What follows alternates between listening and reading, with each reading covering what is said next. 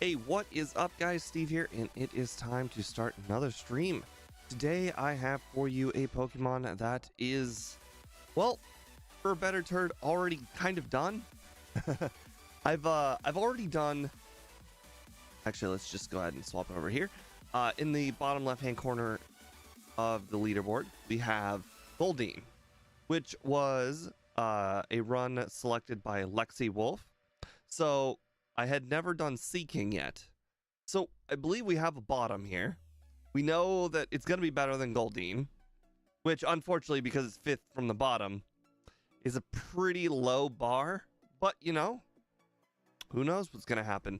I personally think this Pokemon's probably going to end up somewhere in this Golduck range, but we will see. That's why we play at the runs. Let's see, Seadra to Golduck range would be my guess, but we're gonna have fun. Interestingly enough, Supersonic is always one of those moves that is really, really weird for Brock, because Brock, well, he can't get rid of it with a full heal. So it's really interesting to see how all of the battles kind of go, because you could, in one battle, have him hit himself like 4 times in a row, all the bides get canceled, and you can beat him with like full HP. And then in another run, you could just miss 7 Supersonics in a row, and he absolutely destroys you. So that will certainly be an interesting encounter when we come to it. But anyways, I think we can probably go ahead and get started here. Oh, by the way, we need a nickname because the posts today, or the videos, are all predetermined this week. There were no nickname posts to ask for nicknames, so it's a first come, first serve basis. So whenever anybody wants to come up with a nickname in the next minute, I would guess, you got first dibs. Too bad Annie is not here. Annie usually gobbles up the opportunity to get a nickname. Unless, of course, she is here, in which you probably have, you know, a good 30 seconds before I get to the nickname screen. Hey, Dust Yankee. Dust Yankee, I actually believe Brock isn't going to go too bad at all. I think what we're going to end up doing here, I did do a little bit of research. I watched D1 do his run, which he was the only person who had a video. So I know that you need to be level 13, which is not too bad as far as training is concerned, especially when you get to train with a move like Peck against a whole bunch of, you know, grass, poison, bug types. So Peck is pretty good against them, and it won't be too bad. I think what ends up happening here is we're just gonna end up using Supersonic, and we're gonna use Tail Whip, and every time that he hits himself, he's gonna hit himself even harder the following turn when we re-Supersonic him. And at some point when he gets about half HP, we just start pecking him. Or at least that's the plan. I imagine we will probably get 2 resets between those attempts. So let's go ahead and get started now that we have a nickname. All right, and I am going to go ahead and start the live stream for the vertical now. The live stream, for some reason, usually puts in a bunch of viewers right at the very beginning, and because it's the stream starting soon, people just leave. We will see. Rival 1A, no, because Sand Attack, of course. Unless we have a really powerful move that does more than 50 damage, I generally do not do Rival 1A. A, he's bad experience. B, sometimes Sand Attack can make those battles take like 30 seconds to a minute, so it's not even like good, even if I were to win. All right. Anyways, now that we got a nickname, let's go ahead and get started here. Hello, anybody joining in on the vertical stream. My name is Steve M Plays, and we are going to be doing Seaking today in Pokemon Blue for the Game Boy Color. I have swapped out one of the starters so that way we can have a Seaking on our list here. I don't start the timer until I pick up my Pokemon, so I just stop the timer there. I always forget because this is a very old rule. Nobody else really does it except for me. but I did it because it took so long for me to name the Pokemon that I kind of figured it was only fair to do it like this way, but it's fine. All right, anyways, now the rival battle started. We started a timer up, and we are good to go. We are going to be able to do just about everything you could possibly ever want with this run, because this Pokemon is great. Did my sarcasm go through? Because I hope it did. This Pokemon it's average. It has very average stats, and its speed is not very average. So it's gonna be a run, but it's not gonna be the worst run, because we do in fact have a little bit of precipice, because we have already kind of beaten the run with Goldeen. So we kind of have a good idea on how this run is gonna go. And the answer is every Pokemon that is faster than it is going to have a real hard time in this run, because I just am not going to be able to beat the Alakazams. And quite frankly, I'm not sure how the battle with Surge is going to go, because we have a weakness. We don't have a very good move. At that point, we'll have Horn Attack, but Horn Attack is, you know, it's just okay. But I think it'll probably go a lot better than it did for the previous evolution, because Seaking's got quite a bit more stats. At the very least, I would hope that it survives at least 2 Thunder Shocks or 1 Thunderbolt, but you never know. So we will certainly see what happens there. Anyways, the beginning of this run has just a little bit of training. We need to knock out both of these bug catchers. We need to train just a little bit to get up to 13, and then we can probably go ahead and start Brock from there. But not until after we get our training do we even want to attempt Brock, because Brock is, well, we're not going to be beating Brock with our attacking moves. Brock is going to be beating Brock for us, because Brock has no answer for Supersonic. At least that's the goal. Unfortunately, Peck is resisted by Rock Ground, so it's not really like I'm cheesing him. It's more of a, this is the only strategy I can do if I want to actually beat him as fast as possible.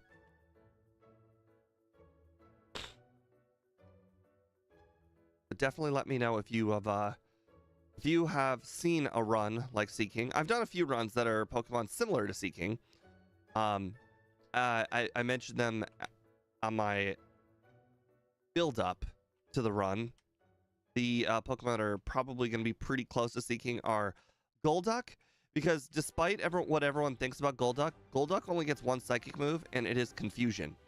Confusion, well, it's not very powerful. So you don't even use Confusion at the very end of the run. So it's pretty close to all of the other water types that don't get any coverage, basically water and psychic. So Golduck is right up there, and Seadra is another one of those runs where it's got bad stats, and unfortunately Seadra does not get a good attacking move. A lot of Pokemon get Body Slam, like a very large amount of Pokemon get Body Slam. Unfortunately, Seaking does not get Body Slam. It's very unfortunate. It gets Takedown and Double Edge, but let's be honest, I hate those moves. I wouldn't touch those moves with a 10-foot pole. But we do get Horn Attack at 24, which is the goal today. I want to get to 24 for the battle with Surge, because I think with Horn Attack I can probably beat Surge. But until I get Horn Attack, I'm not so sure about that. I'm also not so sure if I can beat the optional rival, or Light Years Junior Trainer. I will definitely give the Light Years Junior Trainer a shot in this first run. If it doesn't go well, or like doesn't even go a little bit well, I will pack my bags and not do it on the second run. But I do like giving them a shot, because if I give the Light Years Junior Trainer a shot and it becomes easy, well, then I should do it on the second run. Whereas if I don't do them on the first run, I'll never know if I can do them on the second run. And 409 experience is a lot of Caterpies. All right, one more. And then we'll heal, and then we will get ourselves to 409, which actually I think is level 12. Okay, come on, really? Here we go.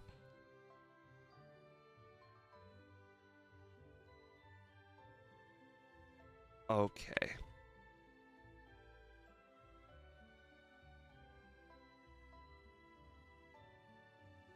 Just need to get ourselves to level 12 here. We'll fight the we'll fight the Light Years Junior Trainer. For anybody again who does not know who he is the one trainer before Brock that says you are light years away from defeating Brock, which is very comical because, you know, he is he's just a little guy. I'm not sure he can be the foremost authority on who can meet Brock or not.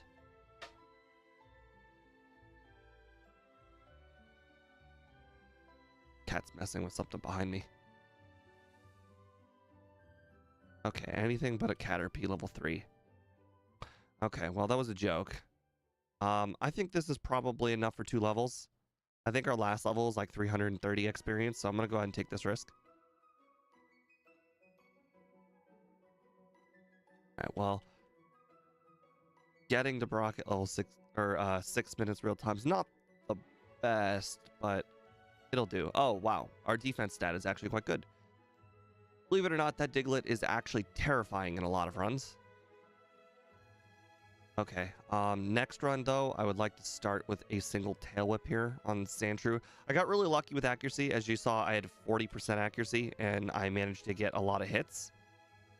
But definitely if I started with a tail whip, that would go a lot better. Okay. One more Caterpie. Okay, perfect. Level 13 is a nice damage rounding threshold. If we ever have to actually use Peck on this Brock battle, at very least, we'll do slightly more damage.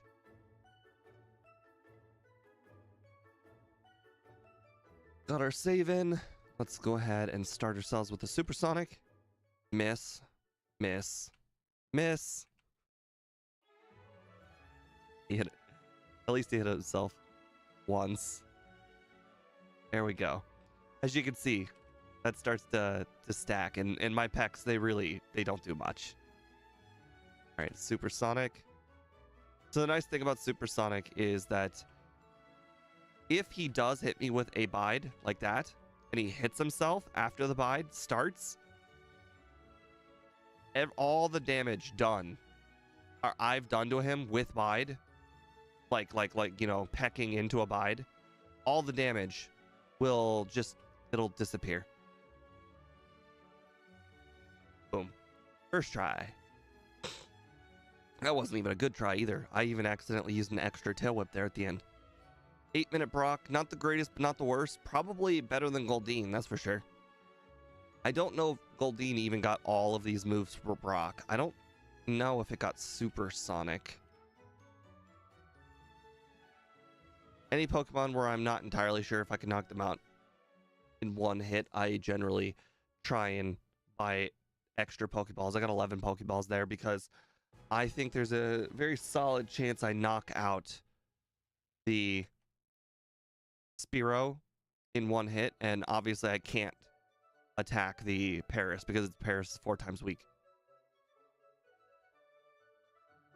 Alright, well, my cat's being really mischievous right now, knocking things off shelves.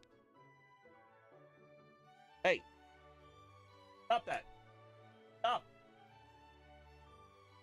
I heard it eating something. Stop it!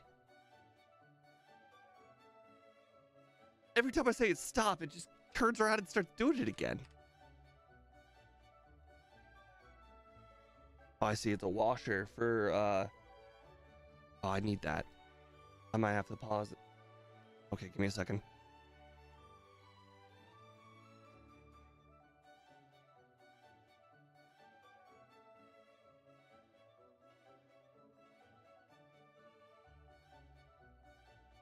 Luckily, there was a Ziploc bag nearby, so not the end of the world.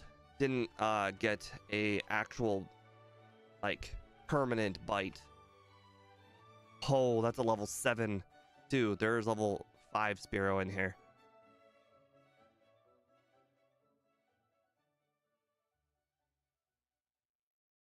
Okay. Well, I don't think our odds of knocking out a Zubat are very good, but obviously we're gonna try.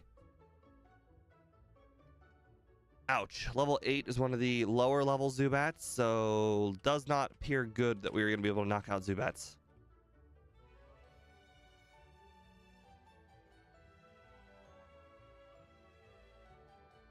Goldeen wouldn't have got that lucky because it gets Supersonic in 19. Yep, that makes sense. Later on a second run, I will probably battle all trainers in here with grass Pokemon.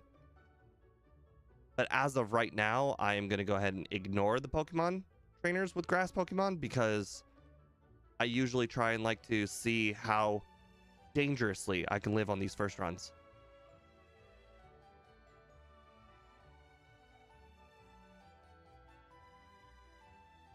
Oh, I will absolutely probably battle this guy on the second run because, I mean, 3 one-shots when you need some levels, generally pretty good. That guy, oh, nice. Water gun. Okay, about a third. Nice. Wait. The Eradicate guy is very difficult for about all Pokemon, honestly. The problem is Eradicate has an incredibly powerful move. Hyper Fang. And it has Stab. So Hyper Fang is 1.5 times powerful. And in the early game, 80 power move is very devastating. So try to avoid the Eradicate guy unless you are very sure you can knock him out. And quite frankly, not very many Pokemon are very sure that they can knock it out. Heck, I'm not even sure Hitmonlee can be very sure it can knock it out.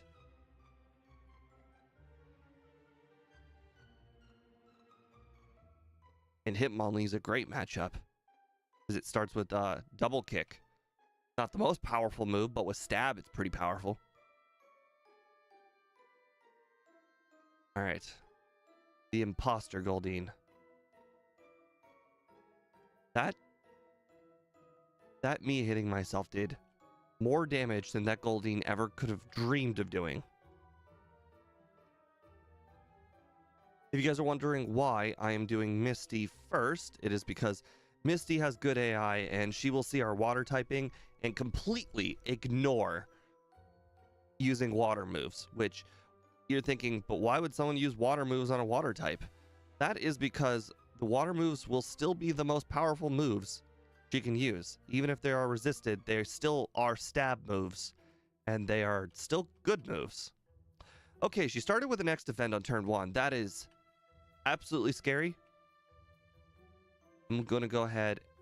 Oh boy, she got a crit. I just used a supersonic. Confused no more. Yep, that makes sense. Even though it's not perfect, unfortunately, still difficult because she gets loads of crits. Happens a lot when Starmie is one of the most fast Pokemon in the game. All I can do is really hope that it hits itself a few times at least. Oh, great. Great. Gotta love it when your confusion goes away. Oh, she got a crit on top of it. Fantastic. All right, maybe we can't win this.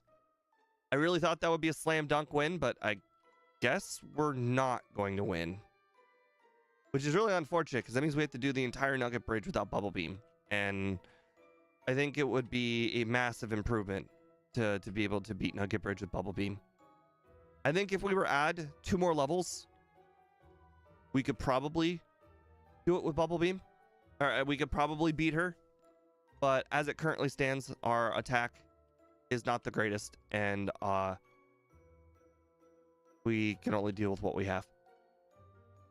Our defense might also go up. Yeah, 20. Okay, well, this Rattata also has Hyper Fang, which is not ideal. Leech Seed. Leech Seed is actually one of the scariest moves that the rival can actually use, because Leech Seed, when you are hit with Sand Attack, can really start adding up very quickly.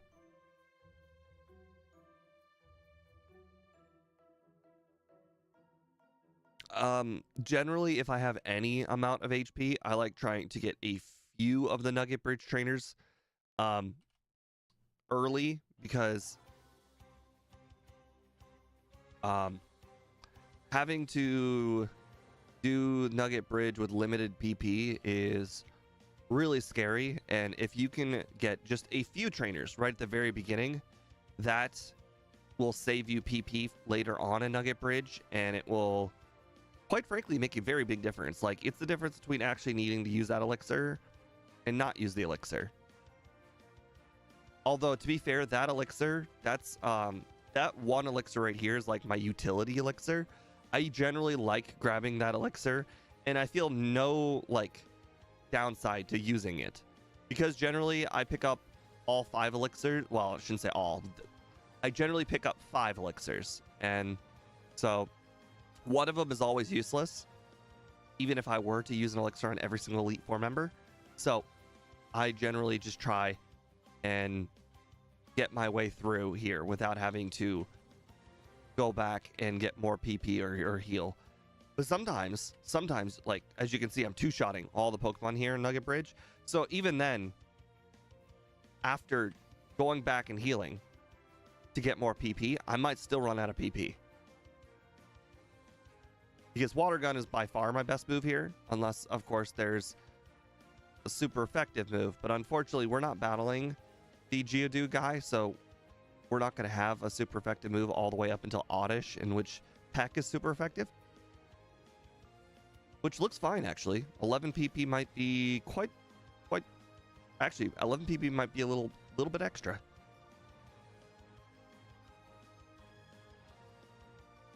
I don't know why my cat is doing things, but it is still trying to be mischievous.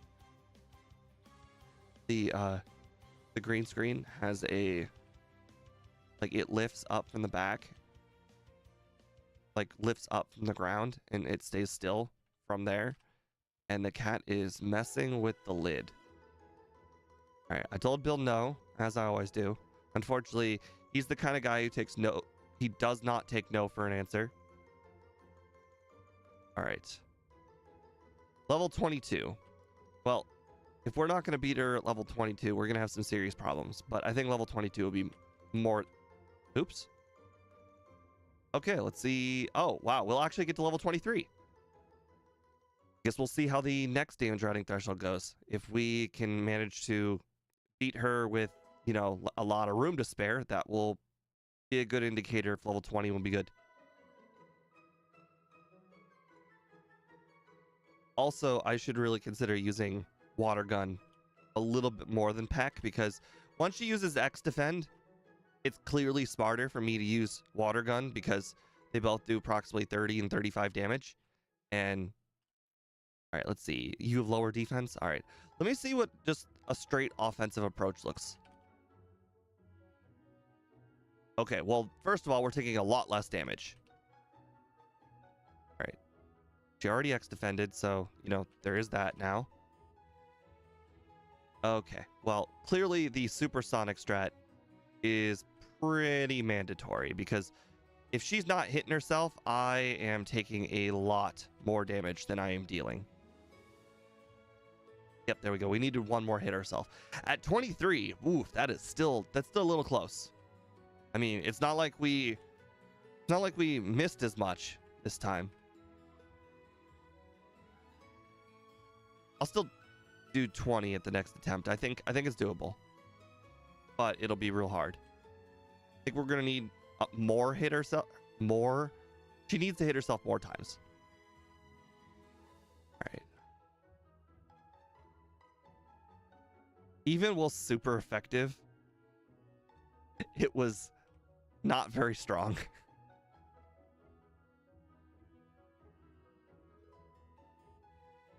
Oh, Axew. Now there's a suggestion. I love that suggestion. I think that suggestion is perfect. Yes, I think Bide. Bide is in fact the answer. Because she's using Tackle, and Tackle's consistent damage, it is consistently low damage, which makes a big difference. And then I don't have to worry about me knocking out her as much as I just need her not to hit crits on the off turns of Bide. And that is a lot more consistent strat.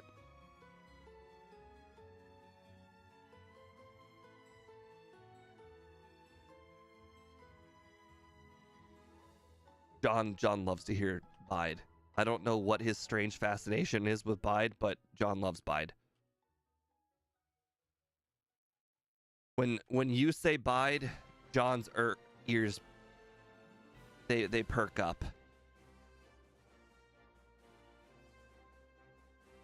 Also, I don't know if you noticed, but just like the bat signal, you said Bide and John showed up.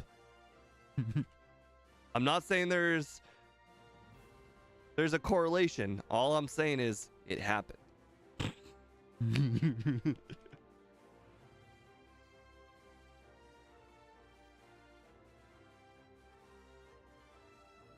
All right, 25. Good. I think there is a perfect amount of room that we will always get Horn Attack for Surge. So at the very least, we will put our best foot forward when we do Surge. Ooh, nice crit.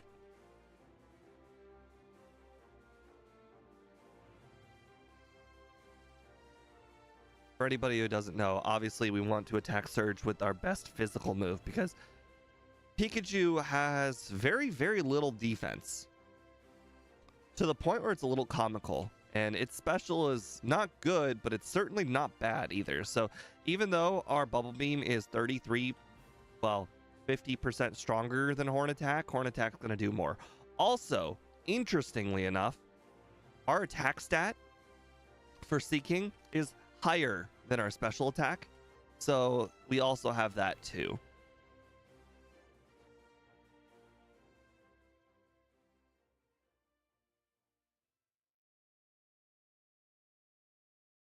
I'm curious if the wrapping last will be the last battle where Peck is good. All right, Horn Attack does more than half. That's good. All right, Pikachu's the one with low defense. Raichu. Okay, Thunder Shock. That's good. X Speed. I love it. There we go. As far as I can tell, we might even be able to survive a Thunderbolt. Maybe. Stab really throws a wrench in things, like as far as math is concerned, in my head. But I think we could survive one Thunderbolt. And outside of, Thunderbolt, Thunder Shock back to back, I think we're pretty good there. He's always got like a 25% chance of using X Speed, so there is that too. And it looks like we can survive three-ish Thunder Shocks, so it's a good sign.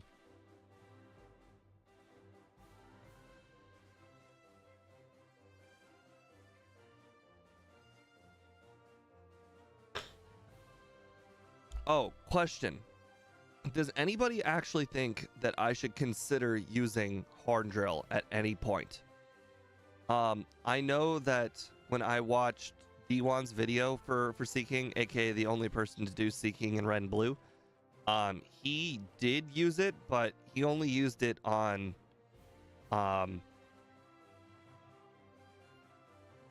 I can't even remember what Pokemon he used it on, but he used it on one Pokemon the whole run. And I think the problem is Seaking's just not fast enough.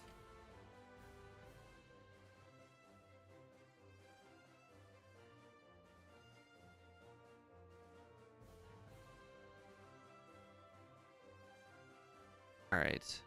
I will. Okay, good. Here's the thing. We're not gonna have Horn Drill by the time we get there. If we have Horn Drill for a Pokemon like Seaking, then most likely what's gonna end up happening is we're just gonna buy the TM for Horn Drill and not actually use the learned Horn Drill, because the learned Horn Drill is not all that good. It's in a really awkward spot. You get it at 48, which is just not the best level to be learning a move like Horn Drill. You would want to learn it way earlier.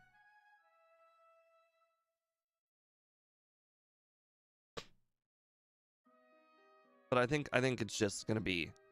Now, out of curiosity, I never really cared because I don't really use Horn Drill. But does Horn Drill use base speed or if you are currently faster? Crap. That was the... I lined myself up with the wrong one. Does it go by current speed or does it go by base speed? For Horn Drill. And also... Okay, the cat keeps on making so many noises. Stop that! Okay, it got the washer back again.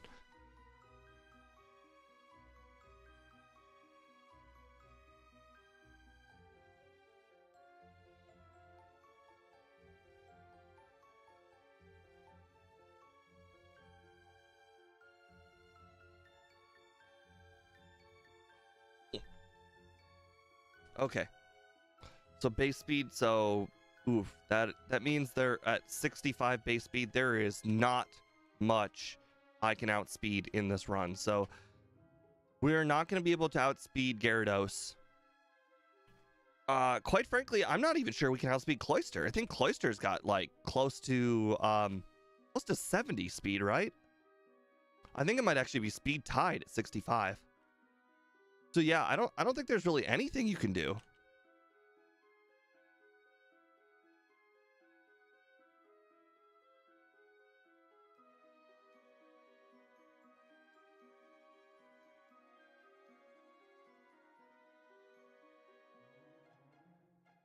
Okay.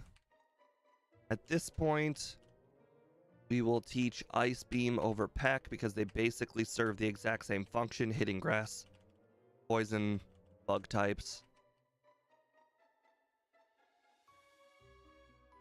We'll get rid of poison momentarily. I don't think we need the PP up so badly this run where we have to go grab extra PP ups. Right.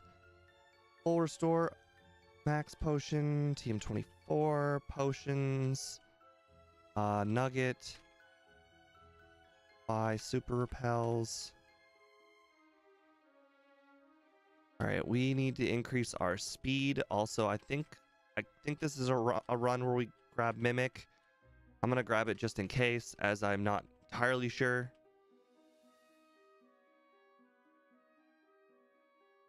Get rid of Peck.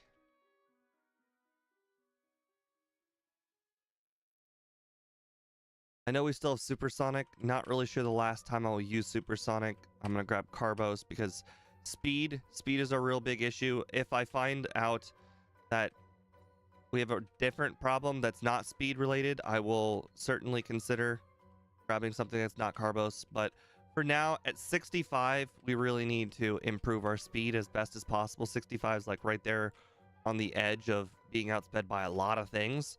So every single one you put into speed makes a pretty big difference.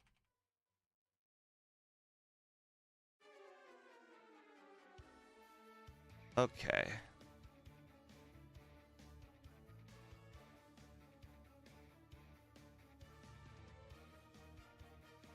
Nice. I was really hoping Gyarados would be a two-shot. It was there, but it won't be for run 3. We all know that. Although, maybe it will consider not using Dragon Rage. That would be very much appreciated. One thing that is definitely going to differ with my run than D1's run is that he used Waterfall like the whole run. And as you can see on the right side, Waterfall's got a power of 80, which, you know, is not a huge difference, but it is 10% plus stab. So it's a relatively big difference. Okay, well, there was a reason why we saved. I knew there was a chance we lose. Anytime you don't have a clear one shot, you should definitely save. Way easier. Sweet. I'm not entirely sure how that 15 extra power is going to go, but it's worth it to me, especially knowing that D1 ended up using Waterfall at the very end. Now, if Waterfall had a secondary effect, like let's say, you know, a chance to flinch or something, I would certainly give it a lot more consideration. But as far as I know, it's just worse than Surf.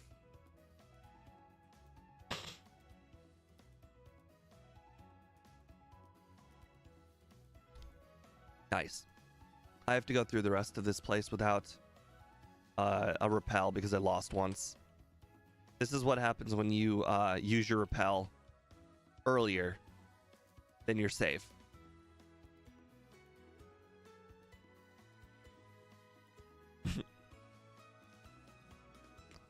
Okay.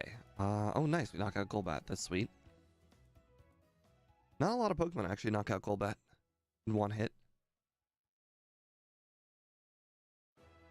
I'm trying to think if this was one of those runs where I'm supposed to do something crazy for Koga or not. Because I don't particularly see how I'm going to beat Koga other than just spamming Surf, which is not a good strategy, honestly. But again, this is our first run where we don't do training and we just suck it up and hope for the best. Oops, that was a mistake. Supposed to not heal, then fly, then heal. Okay, so we're gonna get PP up here. The PP up is gonna be used for Blizzard later. I will probably pick up the second PP up when we do Erica. Two for Blizzard is usually more than enough. Generally, just one PP up gives you the safety of a miss in the battle with Lance. And here's the thing: we do not have like a Thunderbolt to knock out the Gyarados. So quite frankly, we might actually need more Blizzards than 6.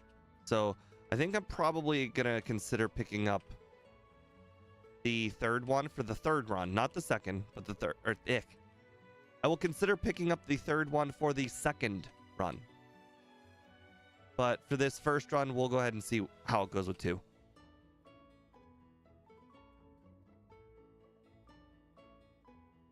Beautiful.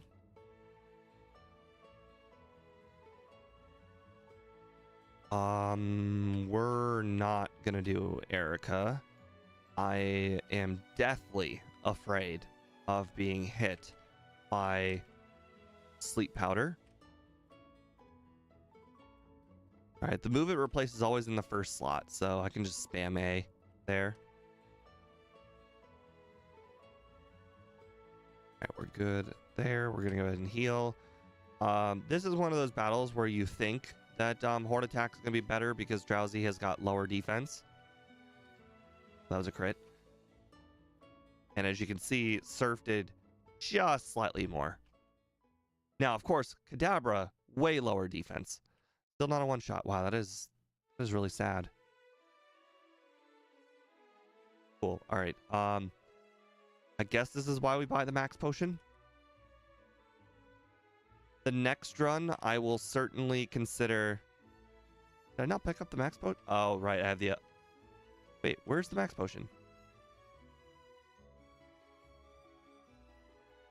Okay, I thought I picked up the max potion. Well, without the max potion, we are going to go ahead and go back and heal. I see the full restore. Don't see the max potion. I remember picking it up.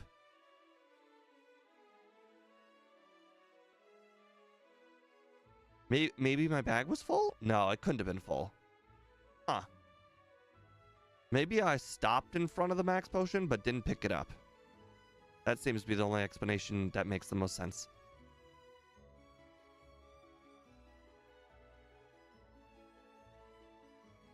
Okay. We need to get all our surf PP back, unfortunately. I would love to just go straight to Koga. On the next run, this is going to be very, very differently. On the next run, we're going to be battling the Sand Slashes and the Arbok. It will help. All right, can we one-shot? Okay, well, not even close. Heck, I'm not even sure we could one-shot at level 40. Oh no, I didn't just one. I didn't gen one miss. I think I was hit by smoke screen. Unfortunately, Supersonic's not gonna help. Oh, you know what? Okay, well, I think Ice Beam was our only shot there. We needed a freeze. Got a crit, which is actually quite good for us, but unfortunately, Smog Dust knocked us out. So we're gonna go ahead and do the rival. We're gonna get our butt kicked by the rival, and we're gonna find out exactly how much training we need to do. Once again, the first run's always more of a test than an actual display of going for like the best time.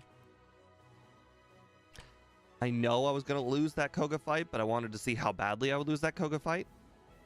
And I'm fairly confident I know I'm gonna lose this this Rival 5 fight. But I'm gonna go for it anyways, because like I said, I need to see where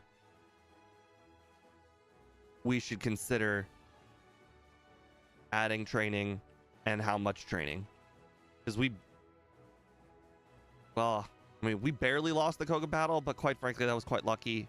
We had 40% accuracy, still managed to hit all our surfs. So quite frankly, that was way too lucky. So we lost to Koga pretty badly. Rival 5 here, probably gonna do really, really good against us. I don't see how he doesn't. I don't have an answer for Gyarados, but that's why we play the fights out. See, we don't have one answer for Gyarados.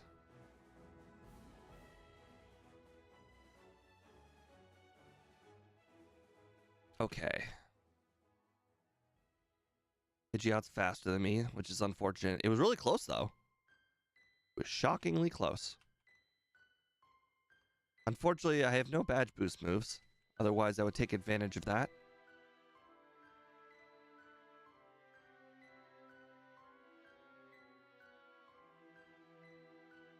Okay, so they're basically the same here.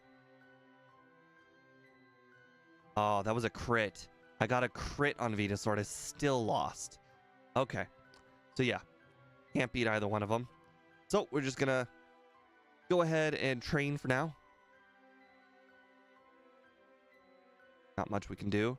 I think we should probably come back at level 38, and we should probably consider doing Koga at 38. The reason why we do Koga is a very big... we get a very big jump in our special attack if we consider doing Blaine next instead of Rival 5.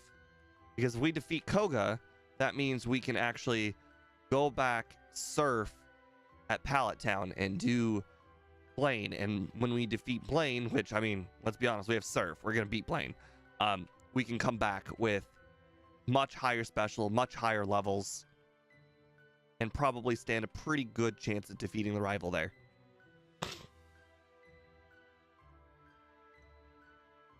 All right, we are still a little ways away from another level.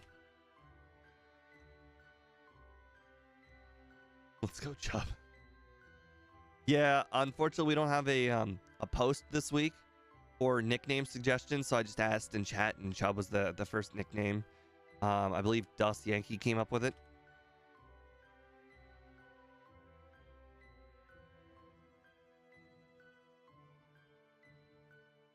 It's a good thing that Magneton doesn't learn any good moves via level up.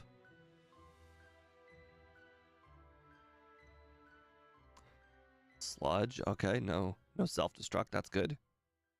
All right, level 38. Let's see how we do against Koga at level 38. Once again, I don't think we're gonna win, but I think level 40. I think we could do it at 40.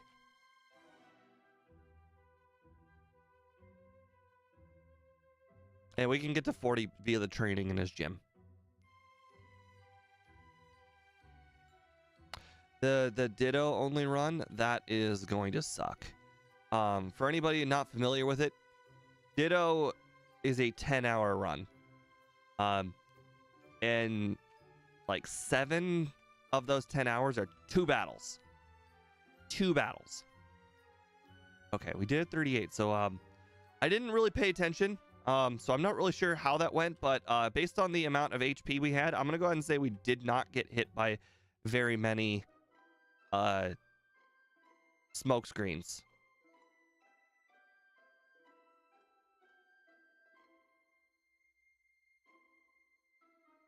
I did do Ditto before, but that was a randomizer, and that was us like cheating a little bit.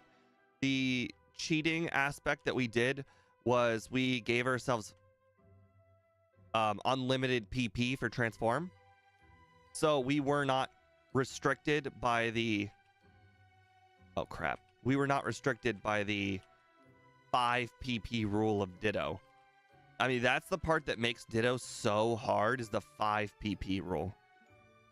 It's not really feasible to beat entire like gyms with the first Pokemon on the team. Like, the first Pokemon on the team in most of the gyms are the worst Pokemon on the entire team. And when you have 5 PP of all of its attacking moves, and there are some much better Pokemon on the team, it becomes a real nightmare to knock them out. But basically, the 7 hours of 2 battles, those are all Giovanni gym leader and Lorelei. So basically beating Lorelei with only Headbutt and Aurora Beam, 10 Headbutts and 10 Aurora Beams. You have to get like 3 crits, I believe, and they have to be on the same exact Pokemon, and you have to get really lucky. And then beating the entire team with, or the entire Giovanni team with only Rhyhorn, when Rhyhorn has, I believe, Stomp and Horn Attack, I want to say. Quite frankly, I don't remember his entire team. Is really bad. Dust Yankee, I've actually been paying attention to speed more often than you think, and I've been outspeeding by like 1 to like 4 on just about all the battles. So Carbos was actually the right choice. You also saw that on the rival, I was 2 speed away from outspeeding the Pidgeot. So once again, the Carbos was the right choice. Still not sure what I'm going to use over Supersonic, because at this point, I don't think I'm ever going to use Supersonic ever again. If it were like a sleep move, I think I would be thinking very differently, but Supersonic is just not great. Oh, let me grab PP up here, use that on Blizzard. Okay.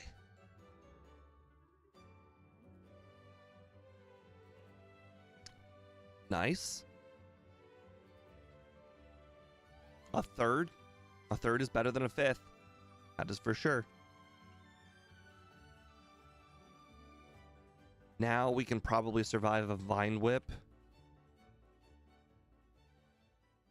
Oh, I got 10% confused. Why is it every time I get 10% confused, I hit myself? All right, we need a crit.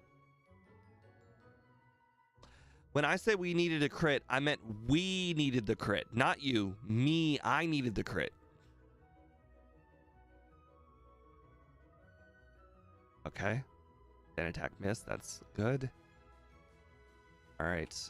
This time I'm going to use... Oh, wow. Nice.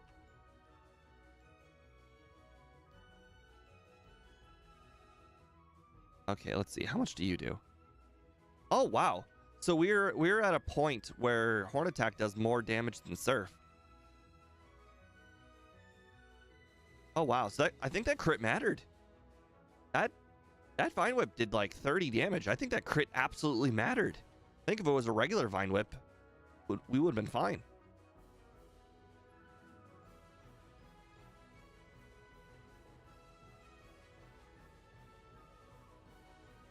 Or more RG. So the thing about the coin flips yesterday, I mentioned at the very beginning of the stream, boss, but the coin flips are actually not RNG in that game. The moment you go into the coin flip screen, it's predetermined how many coin flips you're gonna get. So if you're a cheating kid with an emulator like I was when I was a kid, because quite frankly, I only cared about domination when I played as a kid. Like I said, it's a comfort game. It doesn't have to be fair. I don't have to win fairly. So what I would do as a kid, I would save state until I got the heads. But here's the thing. If you save state at the coin flip screen, you always 100% get the exact same coin flips, no matter what. It's predetermined. However, if you save state before you actually start the attack, it is not predetermined. So it's only predetermined once you physically go into the attack screen. So you always save state right before you click the attack, and therefore you could get better luck.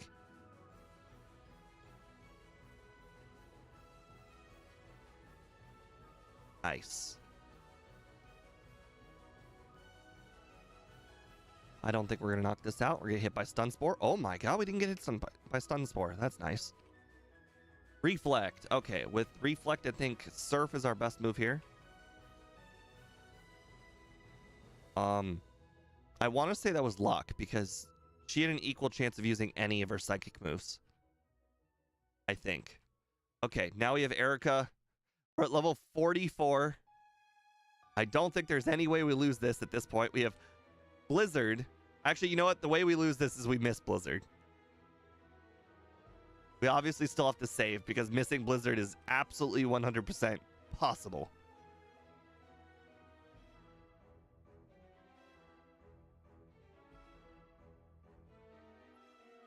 Not super likely, 90% accurate and all, but still possible.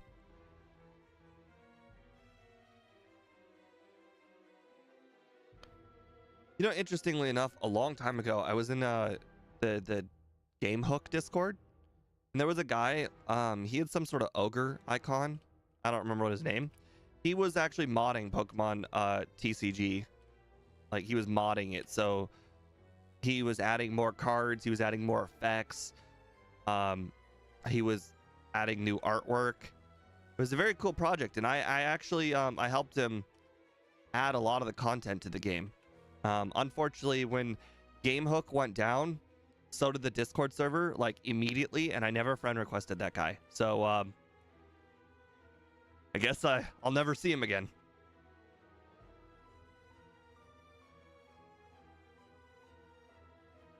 By the way, Andrew Palmer, thank you for going into the vertical stream. I could see, like, I have the vertical stream stats on my other monitor, and I could see when you did vertical stream. Interestingly enough, the more people you have on the vertical stream, the more random people YouTube will recommend. So ironically, by you showing up in the vertical stream, it shows it to more people. And then if any of those more people stay watching the vertical stream, then it shows it to even more people. But before you joined, it was up 1, down to 0, up 1, down to 0, up 1, down to 0. Now that you've already joined, I can already see it starts at 1, goes up to 2, then back down, and it's currently at 2, and it's staying at 2. Like, somebody's staying.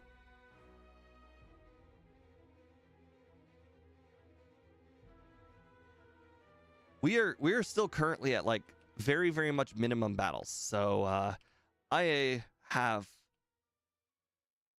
no faith I am going to beat the Rival 6 battle, considering how hard Rival 4 was.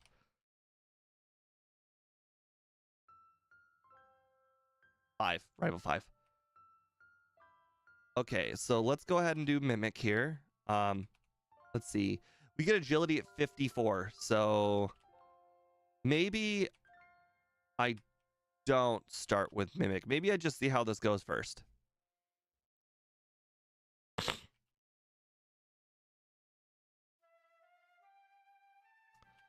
Okay. Not one shot of Pidgeot. That is bad. All right. 4-shot. Okay. That was a crit. I assume this is a 4-shot like I expected.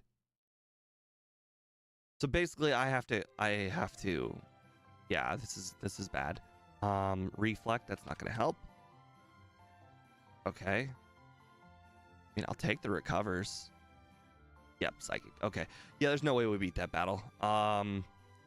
Okay, so all right, hold on. We are real close to a level up. Give me a second here.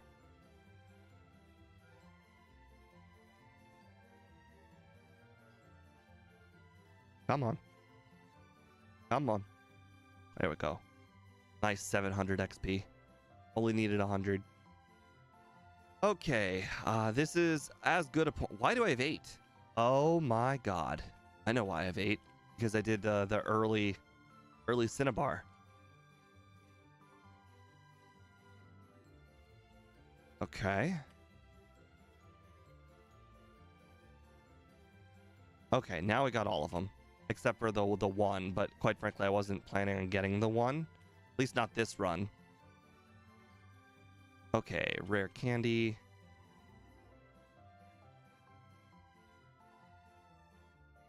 Okay, well, I made the run harder. I'm sure that's what everyone wanted to see. That last rare candy, I might as well throw it into a lake.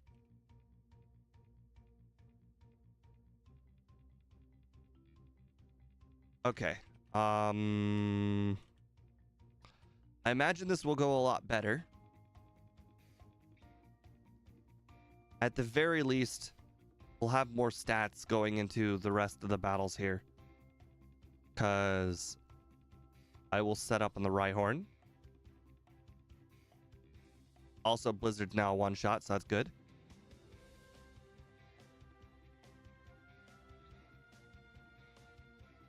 Two-shot? Yeah, there we go. 2-shot instead of a 4-shot. Like that. We'll add a layer of consistency. Oh my god, I outspeed. Oh, right, because of agility. That makes sense.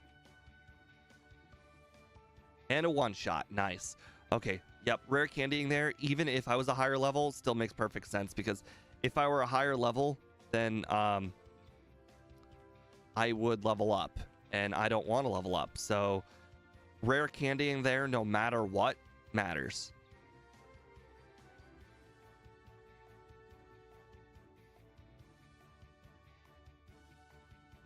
The agilities, I think, gave us the boosted stats that we needed in order to defeat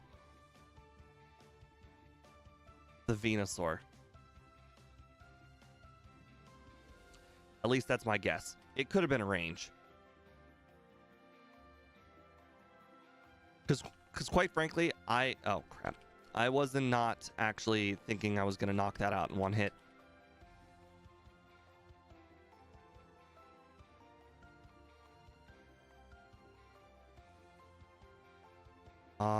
We're making great time though. My only expectation was for us to beat Goldeen, and we are mopping the floor with Goldeen. Goldeen was 1 hour and 22, I believe, with 9 resets, something like that. So even if we do add training for consistency, which I think is very required, because I'm pretty sure that this battle with Agatha, with, hold on, I'm trying to think. I don't think I need Mimic anymore. Or, sorry, not Mimic. I don't think I need Horn Attack anymore. There really isn't anything that Horn Attack is going to be useful for, and quite frankly, Mimic is going to be a lot better than Horn Attack. And even for the Alakazam, I mean, Surf is better than Horn Attack, if not the same as Horn Attack.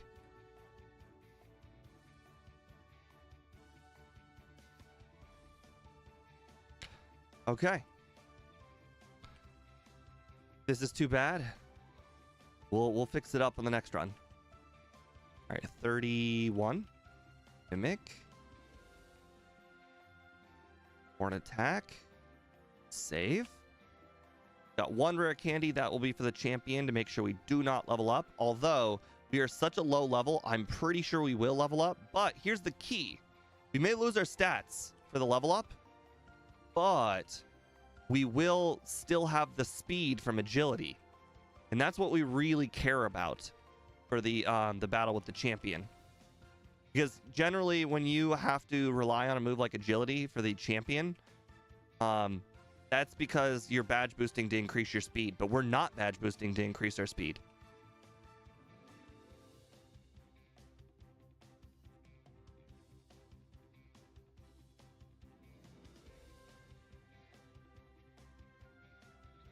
Nice. Nice and nice. Thank you for the extra growl. I appreciate it. Apparently this guy did not get the memo that we got rid of Horn Attack. And by guy, I mean girl. Cool. No, not rare candy. Did I? Okay, I bought the floor stores. I was a little concerned I lost the floor stores there, but we're good.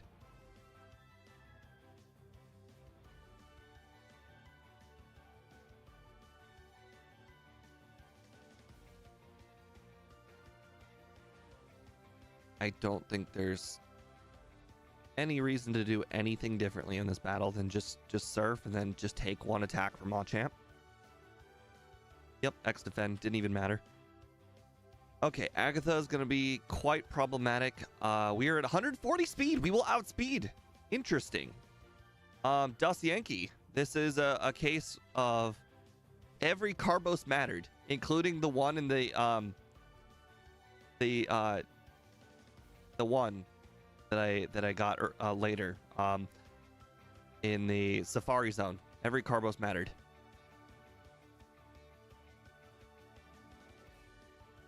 It makes an enormous bit of difference that I can outspeed and two-shot these. Although next time I think will be a higher level, so I will be more of a consistent two-shot. I think next time I might consider getting Hypnosis. Yeah, because of that right there. I'll grab Hypnosis here. Also, Hypnosis will allow me to agility, which is something. Okay. Agility, and agility. Sweet. So now we're badge boosted. We can most likely now two-shot the final Gengar. Although we're probably going to level up, so we probably won't two-shot the final Gengar. Oh, we won't level up. Nice. I just got a Gen 1 miss on Surf, if you guys just noticed. Sweet, and we leveled up right where we wanted to level up. Nice. Okay. Elixir. We'll restore. Okay, so we have 6 blizzards. I did not pick up the extra PP up that I said I would. And this is where it's gonna bite me in the butt.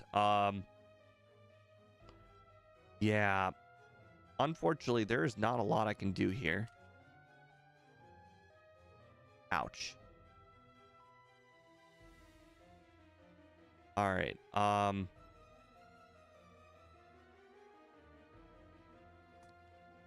I need to knock out at least one of these Dragonairs with Surf. Nice. Okay. Perfect. Perfect. Okay, that is why we grab the PP ups. So we don't have to knock out one Dragonair. Also, we did not miss. So again, every PP up on Blizzard matters. Alright, I know I still have one rare candy. I will consider using it. But we're this close to sub 1 hour.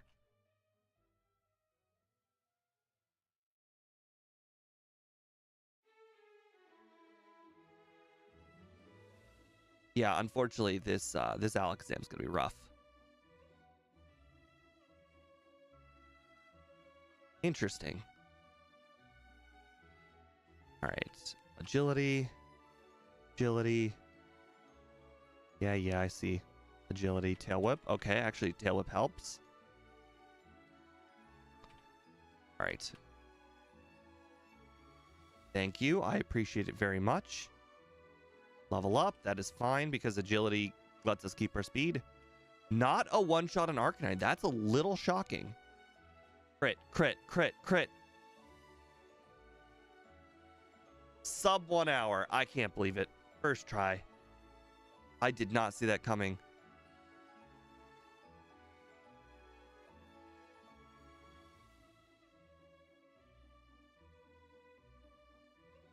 I'll see where this puts it on the leaderboard in a moment. But here's the thing. When you add training, you have to lower the resets. I've got 8 resets. Most of those were at Misty. So that leads me to believe that we should honestly not add a whole lot of training, but add the training. Essentially, all of the training that we should add is before Rival 5, I think, and Misty. Because those are the 2 hardest battles, and those are the 2 that we want to reduce the amount of resets. We already know that the Rival 5 battle becomes a lot easier when we get the badge, or when we get the special badge boost from Blaine. So we really just need to beat Koga, and we already know Koga is beatable at 38. So that's how much training we have to add, is to get to level 38. So that's kind of where I am right now. Let's see where this puts us on the leaderboard. So 59 puts us at Snorlax. Just Snorlax. So if we were not to beat our first run, which I think we will beat our first run, that would put us, 349 versus 342. So we would beat Snorlax currently.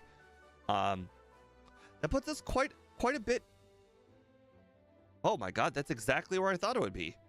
So I said we were going to be Golduck, Seadra, and we were 1 minute faster than Seadra, and 2 minutes fast, or 3 minutes faster than Golduck. And as you can see, those were resetless. 0 resets on Golduck and 0 resets on Seadra. Like, it does not get more perfect than those. So it is on a higher level than those 2 Pokemon.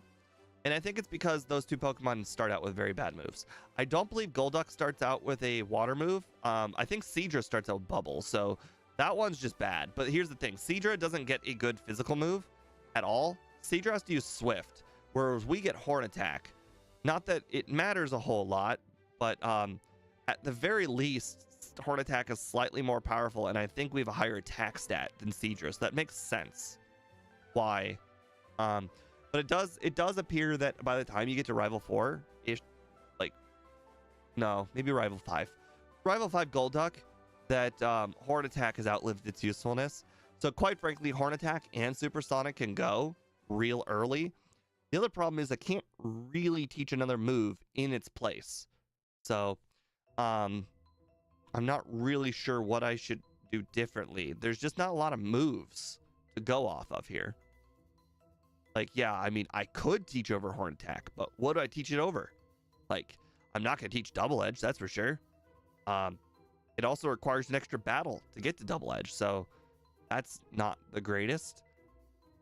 I would consider Rest or Swift for Koga, but unfortunately, like, I have to beat him with Surf. Like, Swift is going to do no damage to any of those coughings and wheezings. Like, there's no point in that. Yeah, there's really not a whole lot I can do differently. Spam Surf is what we're going to do for Koga. If I can get to level 40 for Koga, that would be ideal, though. Because I think we got lucky on that second attempt, not getting hit by any smoke screens, or at least not being affected by the smoke screens. Anyways, let me hit the restroom here and refill my drink. I'll be right back.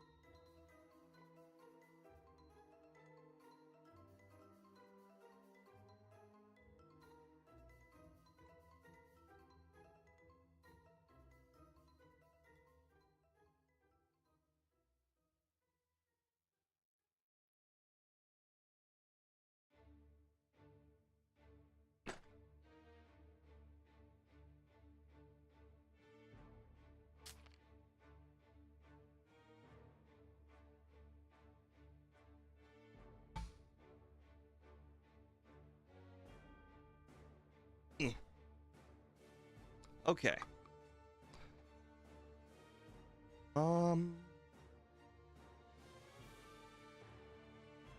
Let's go ahead and put an over-under of... I'm actually kind of curious how everyone would have voted if I put the over-under at like 110 last time, because even I shocked myself on that run. I really, really did not think I would beat it that fast. But there's no better over-under than when you've already beaten your expectations and then you have to beat them even further. Over, let's just say 1 hour, and then we'll say 58 to 59, or 58 to 1 hour.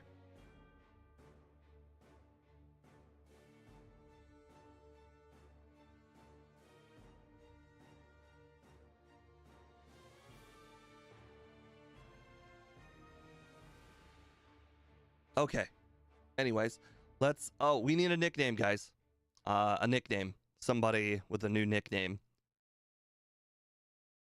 All right, let me reset this here.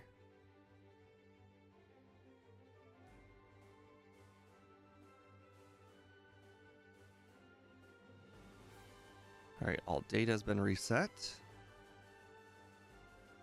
Last text set, all that good stuff. Okay, nickname. Anybody with a single nickname?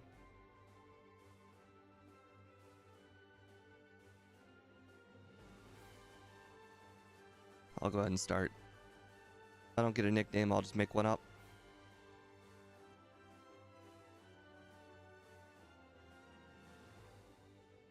I have an absolutely okay nickname.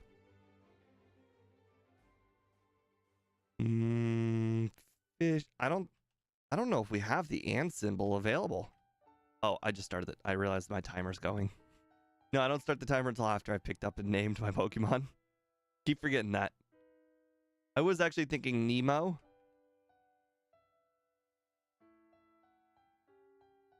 It's also a lot shorter and with fast text. Works out. It's almost the kind of color Nemo is too. I think Nemo was orange, like orange, not like red-orange. Right, I didn't particularly need these potions very much on the first run, but you never know how poorly some other battles can go. I like grabbing the extra potions, especially for a Pokemon that like you don't expect everything to go well.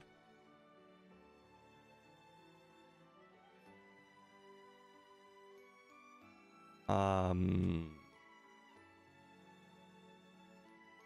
gonna try and first try Brock. I think I'm gonna make that like a bare minimum. I'm gonna first try Brock. If I don't first try Brock, I think I'm gonna reset the whole run. I'm also gonna see if this is possible. I know somebody mentioned it before.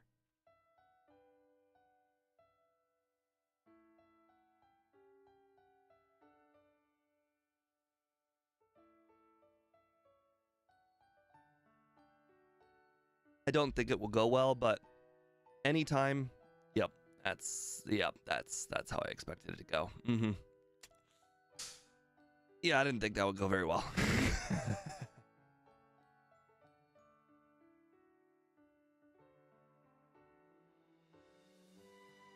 But I guess you had to try.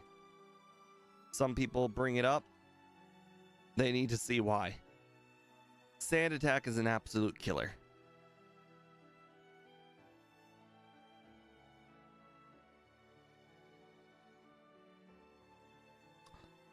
Okay. Why do I start a new run? Just because I think that I can't beat my under time if I don't. So, I mean, I knew I was going to lose that battle, but I knew that some people wanted to see it just just to believe it. So it's not a big deal. We just lose, a few minutes, start over again. Not a big deal.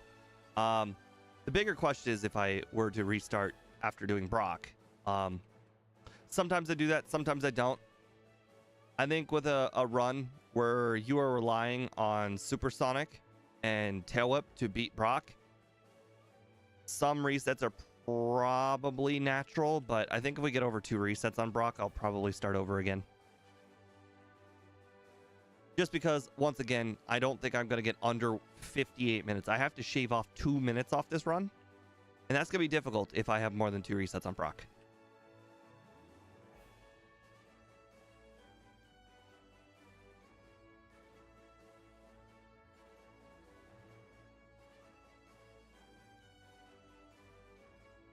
Do I do requests? I do, but they're for channel members. So unless you wanted to become a channel member, then I would absolutely take your request. And it could be any Pokemon too, in any generation, as long as I'm playing it in generation 1 and 2. 1 or 2. But yeah, you can pick any Pokemon. Doesn't matter if it's a first stage or a second stage Pokemon. I only have essentially one rule, that only one Pokemon you can't pick. And the reason why you can't pick it is because Pukumuku or Pikamuku is saved for like a really, really high donation. Like we're talking like $100. If you guys want to look up Pukumuku, this Pokemon doesn't get any attacking moves. Not one attacking move. So I have to beat Pokemon with the likes of Toxic and Poison Powder. So that run will be absolute nightmare, and that's why it would be worth $100.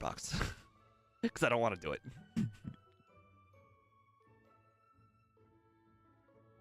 But yeah, you just become a channel member. It's like $5 or $3. I can't remember. It's one of the two. I will immediately take your request and do it. Well, not immediately. It'll be next week, because this week's already planned out.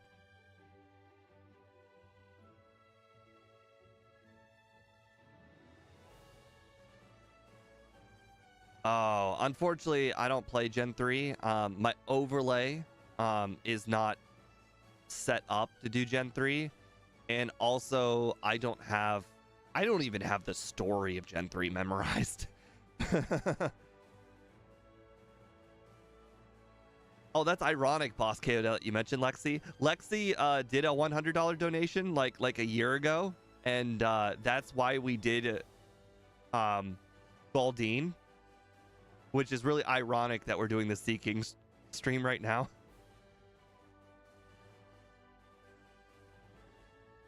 She actually did a $20 donation a few streams ago, actually.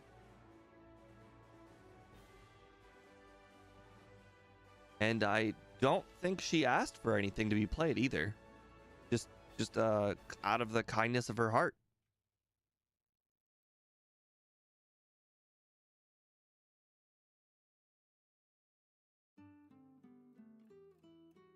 Have I rage quit a solo run? Unfortunately, I have. Only once. And it was not even a regular solo run. It was a randomizer run. It was Golduck. And my reason for rage quitting it was I am a very bad loser. I was beating speed by a fairly large margin. And I could not land, I believe, a hypnosis, I think, to save my life. Like, we're talking like me sitting there for like literally 5 whole minutes trying to hit a hypnosis. And speed first tries whatever I was having a problem with.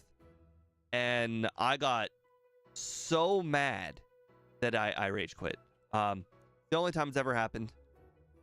It is not like me to lose my temper, although I am still a very bad loser. When I lose runs that I am winning, then I feel really bad about it.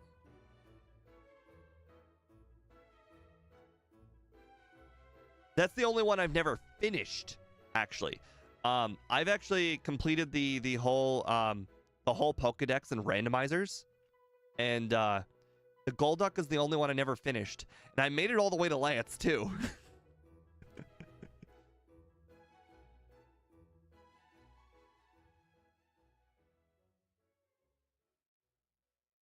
Okay, we need 409 XP.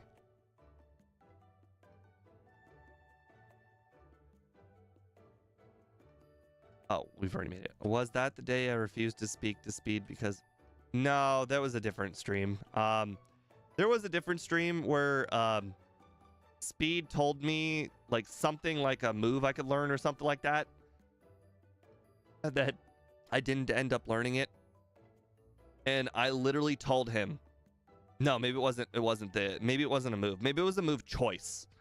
Quite frankly, I don't remember what it was, but I told him, if you're lying to me right now, I'm not going to talk to you for the rest of the day. And he lied to me. So I didn't talk to him for the rest of the day. It was just the day. I mean, we're cool. Nothing could really get in between us for runs. Even if and when I get angry, I never get angry more than one day. Oh, right. I have one reset. No run can be so problematic that my anger could last more than a day.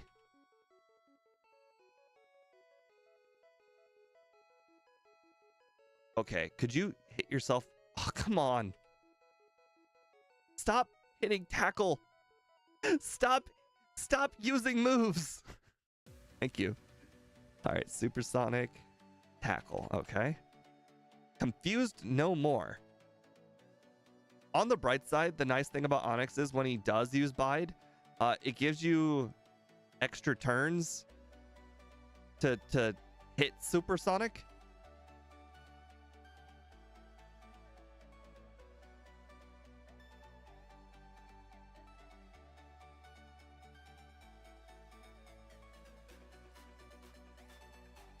I was really counting on him hitting himself there.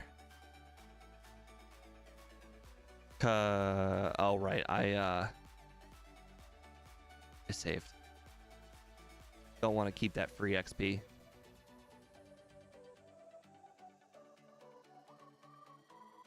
All right. If we don't win this one, I'll reset.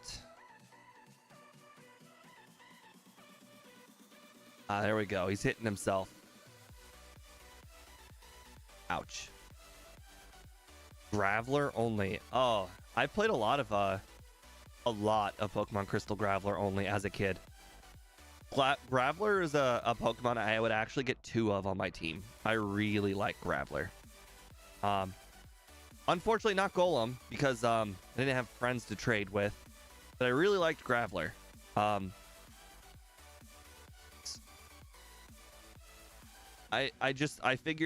felt like it had so much defense and it was just so good. And Magnitude was one of my favorite moves. I remember one time, I know I've shared this story many times. Before I did the Elite Four, I wanted to evolve Graveler to a Golem.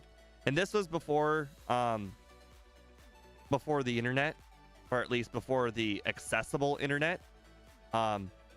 So I just kept on training and training and training. And you're probably thinking, I wonder what level you stopped at, because this is the Elite Four we're talking about. So I'm training against, I believe they are Zubat, Golbat, Geodude, Graveler, and one other Pokemon I can't remember. So they're not the best, and they're not like the best training, honestly. And I trained to level 90. I gave up at 90 to try and evolve the Golem. And I only trained in that cave. I remember I was just sitting there watching TV going left, right, just basically only using Magnitude. And whenever I saw a Zubat, I would switch to, I believe, Rock Throw. Because, again, this was before the days where I knew where everything was. So it's like, I don't know where Rock Slide is. And I don't think it learns Rock Slide via level up.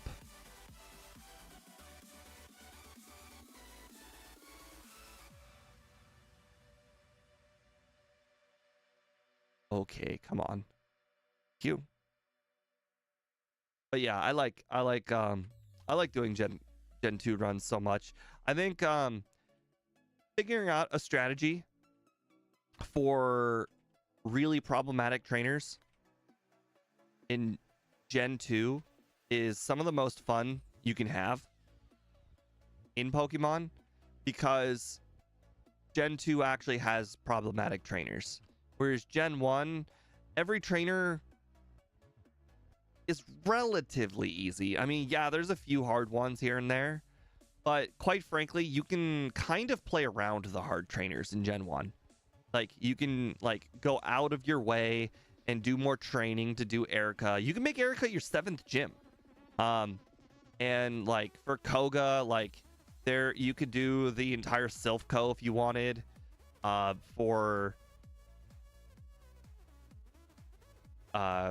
You can do things in any order. You can get yourself a special badge boost off of doing lane. There's a lot you can do in Gen 2 to make things easier on you. Or Gen 1.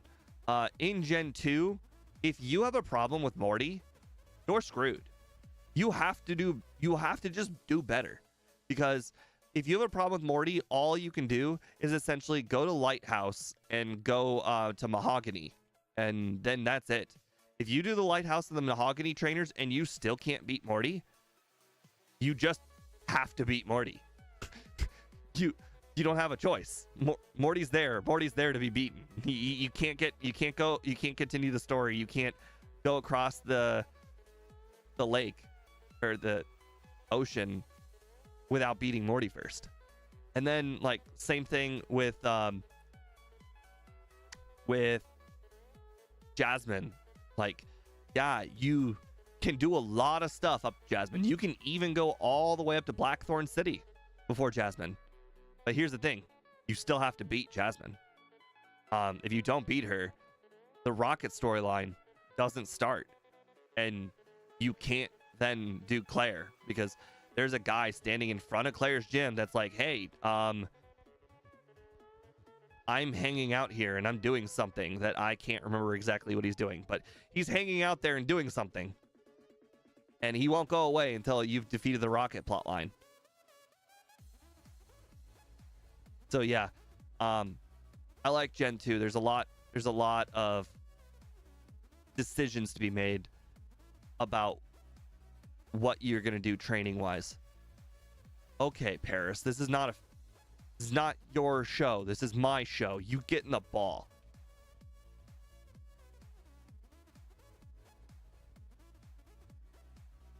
I'm saving the water guns for the slightly harder Pokemon like this Zubat.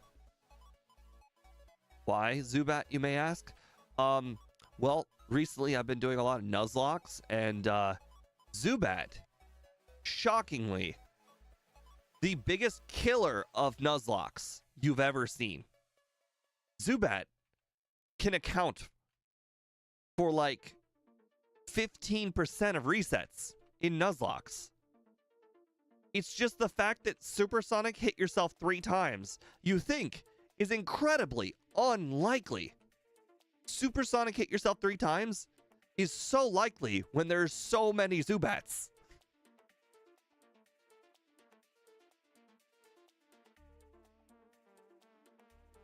Well, that's the other thing, Annie. Like, the training in Gen 1 is mandatory training. So you're not even, like, going out of your way at all in Gen 1 when you decide to do extra training before battles. In Gen 2, when you do extra training, yes, the Lighthouse is mandatory. I will give you that. However, the training for is it Mahogany? Not mandatory at all. Most of the stuff is not mandatory in Gen 2. So if you do a lot of extra training, you are killing your time.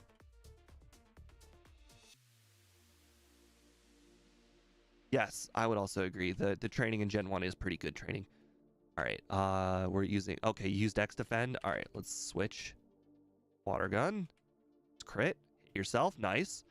Confused no more. I do not like that. Get back to confused. Stop it. Stop it. I missed 3 supersonics. There's no way I'm going to win.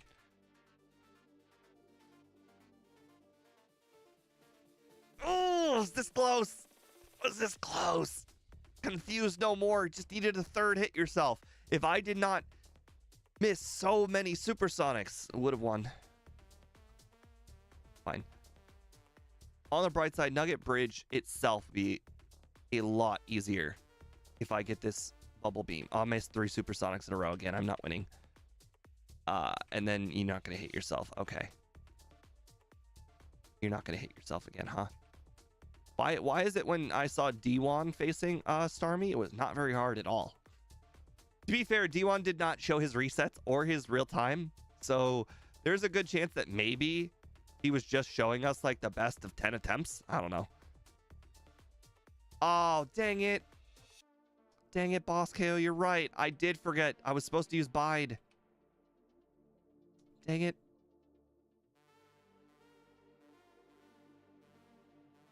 All right, we'll see how good Bide was. And okay, well, if we win right here. Okay, this is fine. No, we're not doing a run 3.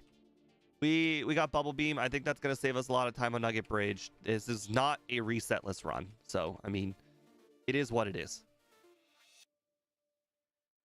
This is certainly not going to be a perfect run. And quite frankly, 2 resets at Misty is less than last run. So, I think this is going to be fine.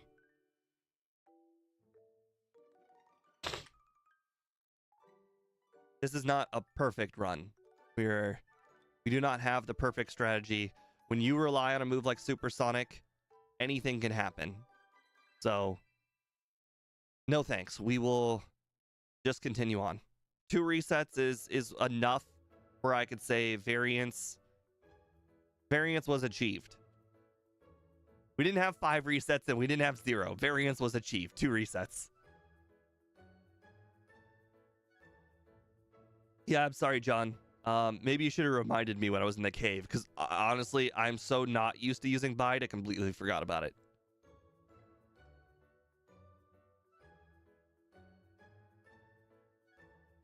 But Bide probably would have worked. Am I going to use Horn Drill like Scott? I don't think there's a need to use Horn Drill like Scott. I think Scott used Horn Drill because Pokemon like Magneton are a lot harder in yellow version. In this version, I don't really have any mortal enemies. I cannot use Horn Drill on a lot of Pokemon, actually. You'd be shocked to learn this. But, in fact, our speed of 65 is not faster than most Pokemon in the game. So Horn Drill does nothing.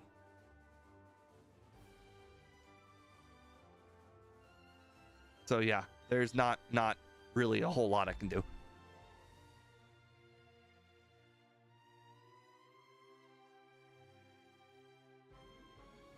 All right, Horn Attack over Supersonic. We don't use Supersonic anymore. As much as I saved on to Horn Attack for much too long in last run, there are just no more Supersonics left to be used. Oh right, I need to do more training. To be just a slightly higher level for the battle with Surge. Last time Surge was not a problem. This time Surge could be a problem. It never hurts to do training that is one-shot training. When you do training that is like 2-shot, or when you do 2-shot training, there's always the chance you get hit by a status condition. And when you get hit by a status condition, anything can happen. So if you can do 1-shot training, do 1-shot training. If you need it. Which we need it. I need to add training before Koga. And Rock Tunnel is one of those places where I can do all the training before Koga. Not the best training, but one-shot training is never really a big waste of time. So I'll take it.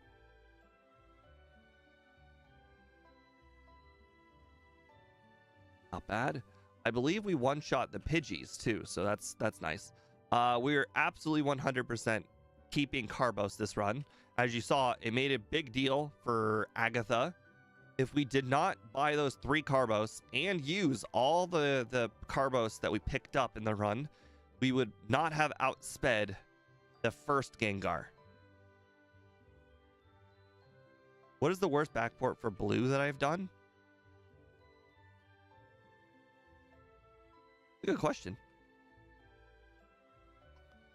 Well, that was Gen 2, Annie. He asked for blue. That is a really interesting question. Blue. There's a lot of Pokemon I don't like. Basically, you could probably just pop off all of the poison types at the bottom of my leaderboard, and I'd probably say all of those. But I do remember specifically Naganadel being a really, really annoying run. But there was another poison type, I can't remember exactly what the name was, that both Speed and Ike got like 10 whole minutes faster than me. That one was bad. I really did not like that. I don't even know how I could do that run better. I did that run to the best of my abilities, and I still lost to both Speed and... It might not have been 10 minutes. It might have been like 3 minutes, but 3 minutes feels like 10 minutes in Gen 1. Oh, crap. That was not Peck. So be it. I purposely did not sell the potions because I was pretty sure I'd get hit by something.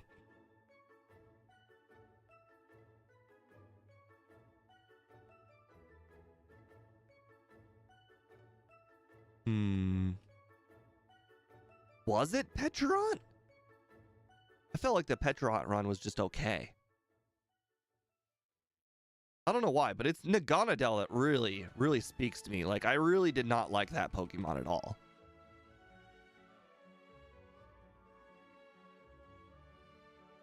I don't know if Naganadel is somebody's favorite Pokemon, but maybe it's blasphemy, but I hated that Pokemon. I actually would love to never play that Pokemon ever again. Why'd you have to do that? Speed? I like X Speed. Thank you, Surge, for not using Thunderbolt. Okay, you know what? I'm gonna go ahead and say the extra levels helped. I don't know if there's a chance we would have 3-shot Surge, but you know, there was always a chance you could 3-shot Surge, considering that first Horn Drill did slightly her Horn attack did slightly less than half.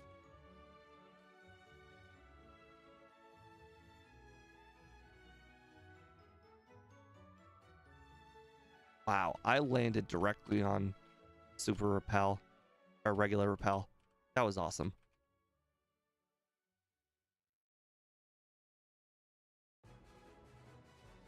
Oh, I one-shot Oddish. That's already an improvement from our extra high levels. Nice.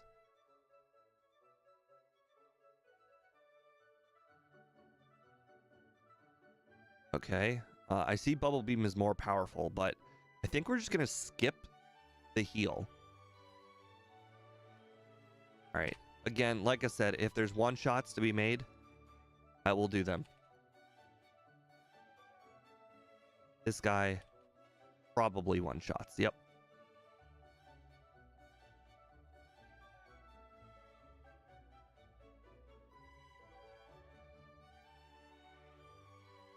All right, I might actually use all of the repel since I'm going to be battling all of the hikers. Okay, I still have those potions, so that's good. Please do not get hit by status conditions on the status condition trainer. I would very much love to be able to afford a 3rd vitamin. I guess if I'm battling all the hikers, I will probably have the money for a third vitamin, but, you know, still will be nice. Nope. Oh, God. Please don't do a 7 turn.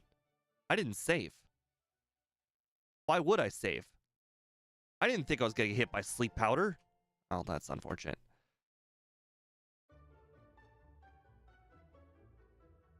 A lot of really unfortunate things have happened this run.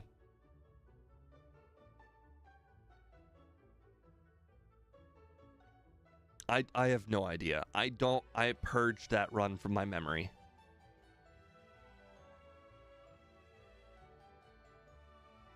Why is Paris doing so good? No! Remember how I said I wasn't gonna heal? Honestly, this might be grounds for starting over.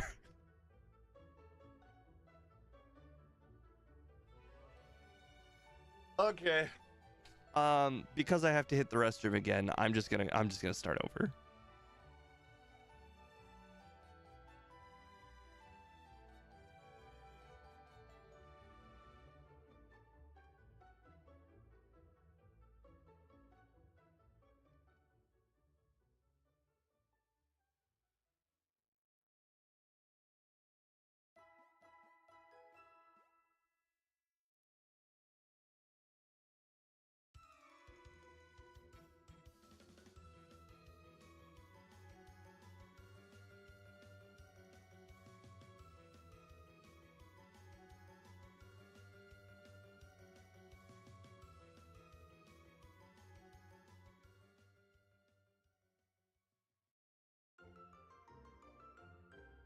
Okay. Let's try this again. I'm really committed to trying to get that under 58. This run had a lot of bad outcomes that I think probably are not super repeatable.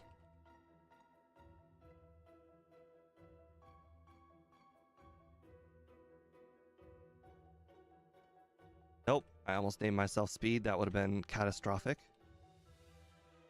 Can't be naming ourselves Speed, that's for sure. Rival's name Speed. He's bad. Nah, just kidding. Rival's fine.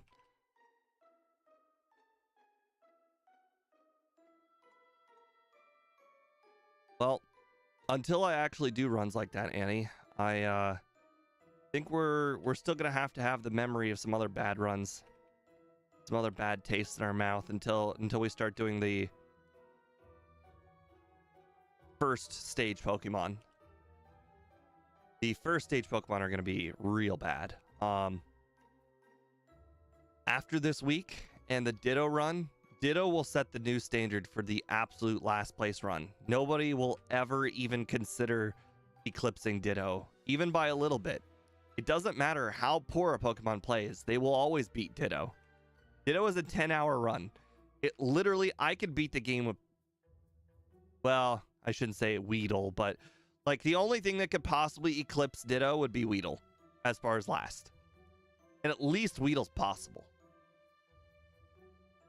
And at least you can have a chance at beating Ditto, but who knows? Maybe I'll beat Ditto in less than 10 hours.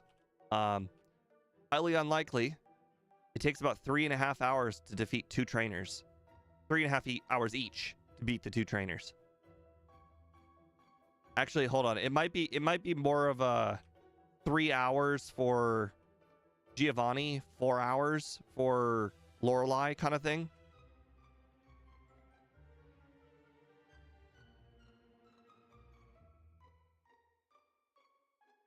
You just have to have a very, very distinct scenario happen for you to beat those 2.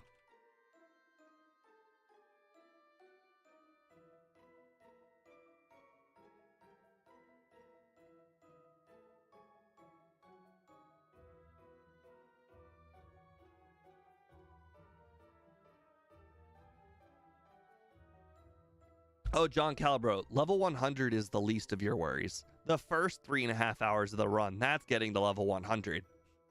The next 3.5 hours is just Giovanni, and then the next 3.5 hours is just Lorelei. Everybody else in between is just a speck of dust in the time it takes to do that run. You can literally play yourself all the way to level 100 again by the time you beat Lorelei.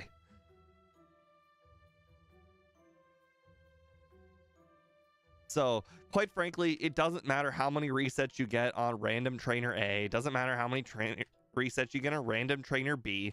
All it comes down to is 2 battles.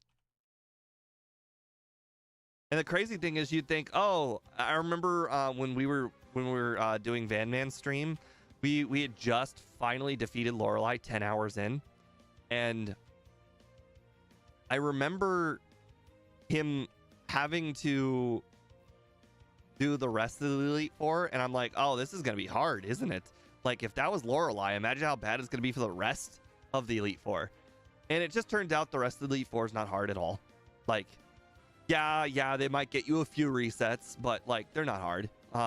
Like, for instance, you know, Bruno, all you have to do is just use all 6 of your hardens, and boom, you have rock throw and I think slam to knock out the rest of his team, which you have to get a little bit of luck because, you know, rock throw is not the most accurate move, so you might run out of PP, but for the most part, Bruno's super easy. Then for Agatha, you have the first Gengar, which, I mean, is a beast.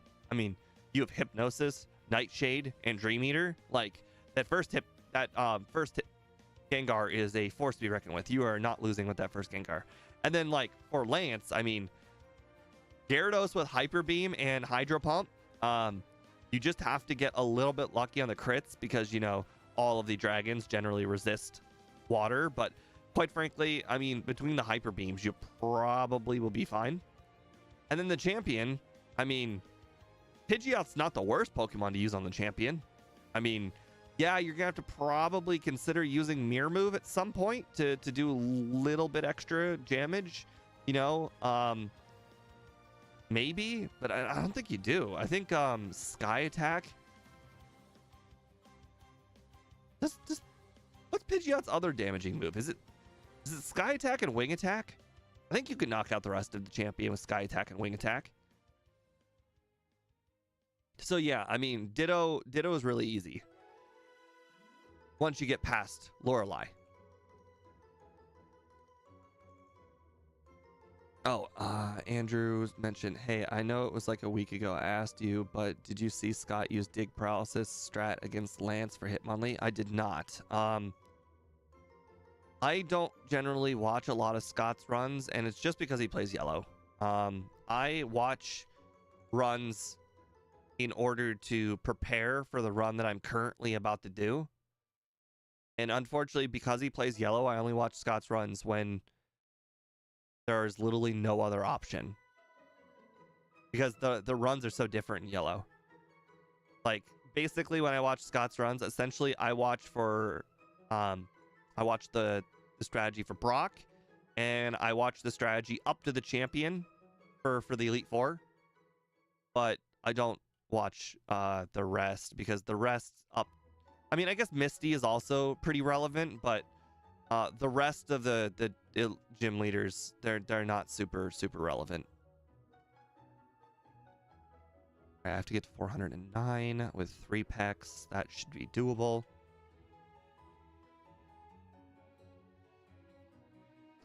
So like I also just don't watch a lot of YouTube in general. I pretty much have one playlist I watch on YouTube, and it's just more of my going to bed playlist. I'll watch like 1 or 2 videos from this playlist, and then I will go to bed. The channel is called Outside Xbox, and they have a playlist of like 800 videos. And they're just all like 7 things videos, like when you play video games, these 7 things will happen, and then they're just cool things. I really like these videos. I watch like 2 of them. The only thing is all the content I always watch is always too slow. So I always watch them at 1.5 times speed. To be fair, I watch all my content faster. Whenever I watch Speed's videos when he was making videos, I would put Speed at 2 times speed. I even told Speed to put himself at 2 times speed and tell him if he thinks he sounds better, and he absolutely agreed that he sounded better at 2 times speed.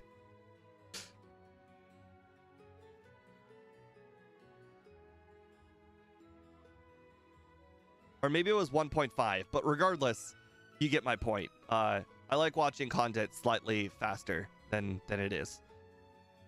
Nice. Hit himself. Perfect. Oh my god, he hit himself again. This is great.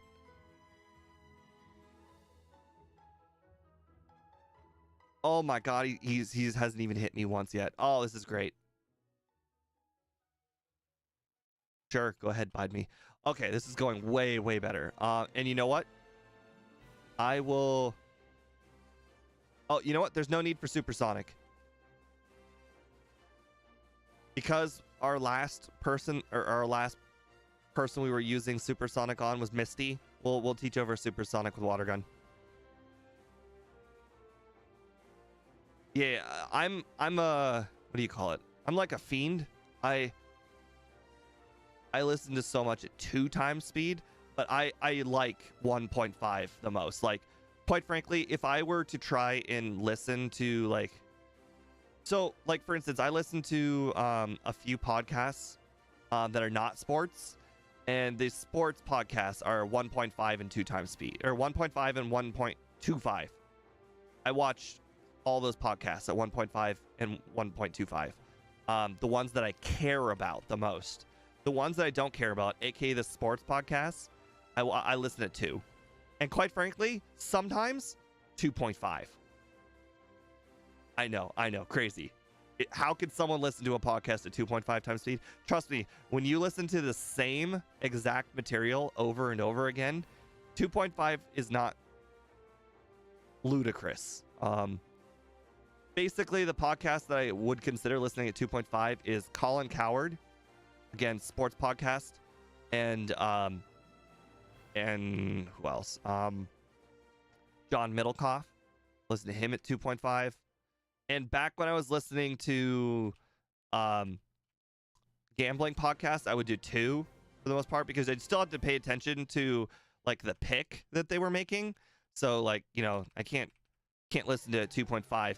The thing is, when you listen to something at 2.5 times speed, you need to be completely invested. Like you can't like, somebody can't talk to you. When you're listening to something at 2.5 times speed, nobody can talk to you. You need to be in the zone. You need to be listening.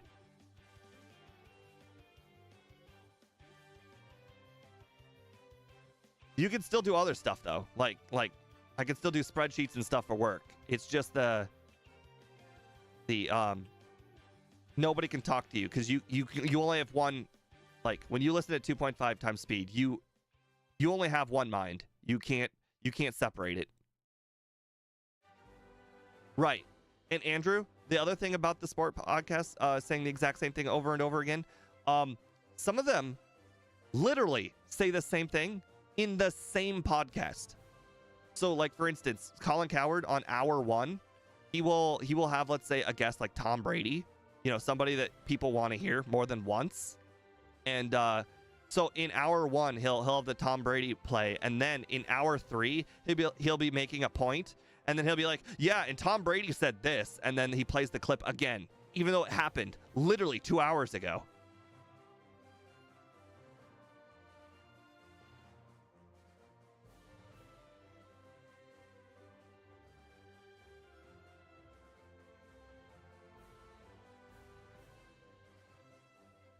Oh god, I listen to a local radio station, a local radio channel, but I listen to the podcast afterwards, called The Stansberry Show. It's really an Ohio thing. You don't really need to look into it. And he's relatively middle. He never says, I mean, he doesn't really like have like opinions that are over the top, and he always makes sure to tell everybody that it's his opinion, and if you're on the other side of the opinion, it's perfectly okay, not a big deal. And he'll even go out of his way to find opinions that are the opposite of his all the time. Like for instance, you know, he's he's a big proponent of legalizing weed, and he will go out of his way to find stories that are against weed. You know, just to let people know how middle he is. And I like listening to him. I listen to him at 2 times speed as well. But oh, right, the other podcast that I said I listened to, the ones that I listened to 1.25 and 1.5. I don't know if you guys are familiar with Rooster Teeth. They're a company that recently shut down. They were very, very famous for Red versus Blue. I don't know if you guys saw that series. Red versus Blue was an Halo like essentially like it was a TV show but with Halo characters. Anyways, they even though Rooster Teeth themselves shut down. Oh my god, you gotta be kidding me. No way. I'm down to 1 Pokeball. Lied.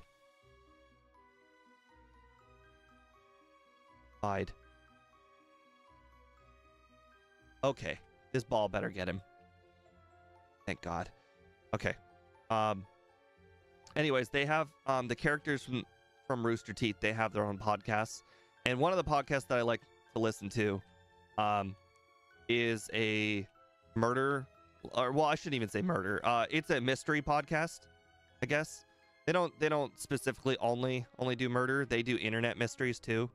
A lot of, but they have all the mysteries. Like they don't specifically focus on one type of mystery like murder. They do internet mysteries, and they do unsolved mysteries, and they do cryptids and whatnot. So they do a little bit of everything.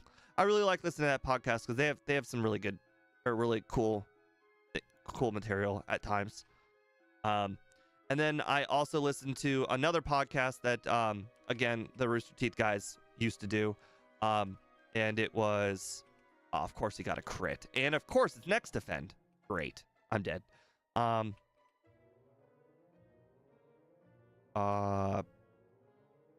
Please nope. Oh, one all the training was worth it. Anyways, they do a food podcast, but they don't really talk about the food. They just make fun of the companies that make food. Before, when they were part of Rooster Teeth, they only did seasonal or new foods, and now they just do any food from any. But like the key thing is it's fast food, so I like fast food. Oh, I forgot to teach Bubble Beam. That is really, really unfortunate.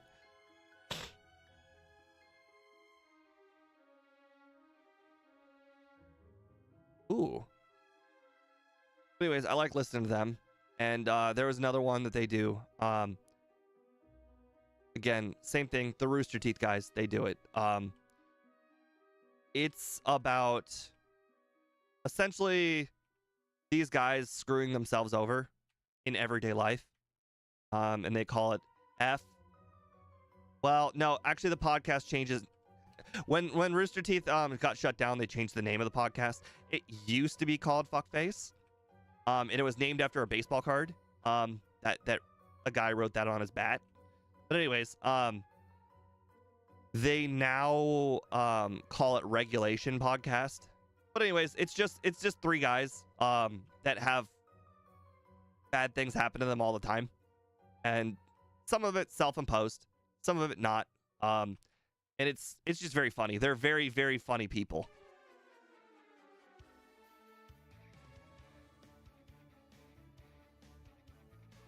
So those are the podcasts I listen to at the lower than 2 times speed.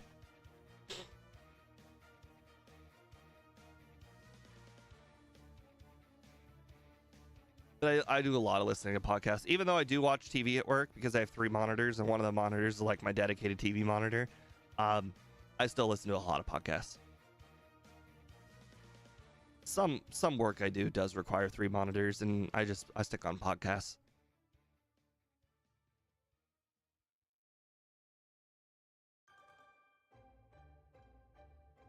All right, again, anytime we can have a one shot, let's take it.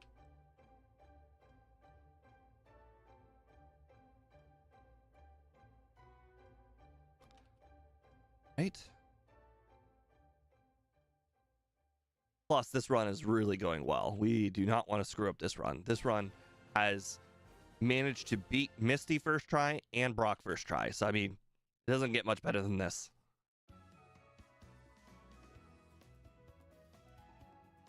I'm curious if we can knock out Mod Chop.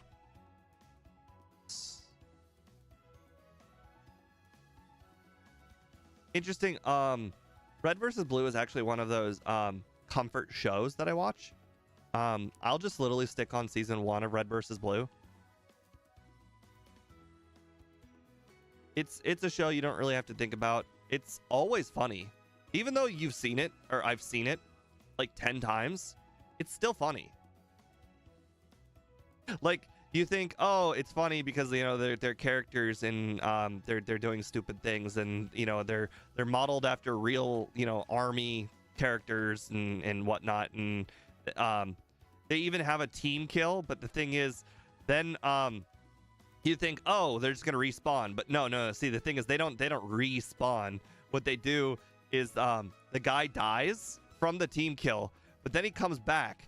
And people are like, but you're a ghost now. And he's like, yeah, I'm a ghost. And then like he does, like, they do so many funny things. And then it turns out like the guy was actually, you know, never a human in the first place. He was actually an AI that was in, you know, his original body. And then like they give like a backstory to it. Oh, it's hilarious. It's really funny. But like it never gets not funny when they do a team kill. It's like, you just murdered that guy, and then like he came back as a ghost. Like, how funny is that? Like like can you imagine that? You're in the army and you're protecting your place, and somebody like accidentally, like, let's say, you know, shoots a tank at somebody and then they die, but they're like, oh no, what a horrible moment. This guy, he died. And then he comes back, is like, hey guys. And then he's like, I'm a ghost now. And he's like, F off. You're not a ghost. And then they're like, of course I'm a ghost. And it's hilarious. I love the show.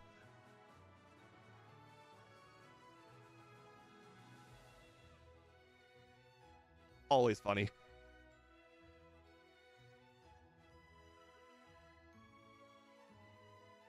And then they just start treating him as poorly as they did in real life, even when he is a ghost.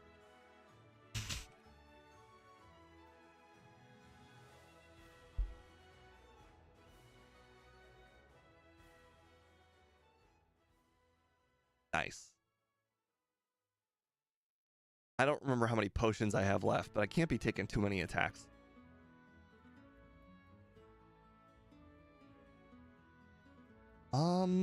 Do I have 2 potions? I have 3 potions. Nice. I'm sure you guys noticed, but I now route in the max potion every time. And this max potion is there essentially for selling purposes, so I can pretty much consistently get the 3rd vitamin. In this run specifically, I don't think the 3rd vitamin is going to matter because I'm going to be battling all of the hikers. But it's also good for emergencies. Sometimes I have a really hard battle with the Cubone, and Slowpoke trainer, and then I usually with Slowpoke, and then sometimes you have if you have a problem with Slowpoke, the next Slowpoke is also difficult. So it's something I've just kind of changed recently. I've just like been picking it up every run. I think it's actually quite good. Okay, Thunder Shock. Oh no, not Paralysis. 3 for 3 on Surge. I cannot believe it. I have not seen a different Rooster Teeth like channel.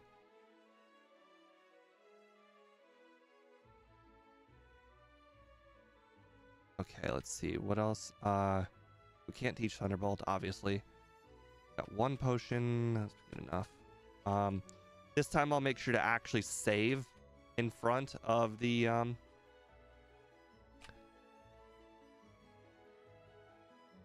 trainer with the Oddish and the Bulbasaur. I freaking love Dragon Ball as well. I did not really watch anything very much after GT, or at least I didn't like anything after GT. I watched everything. I watched what's it called? I watched GT.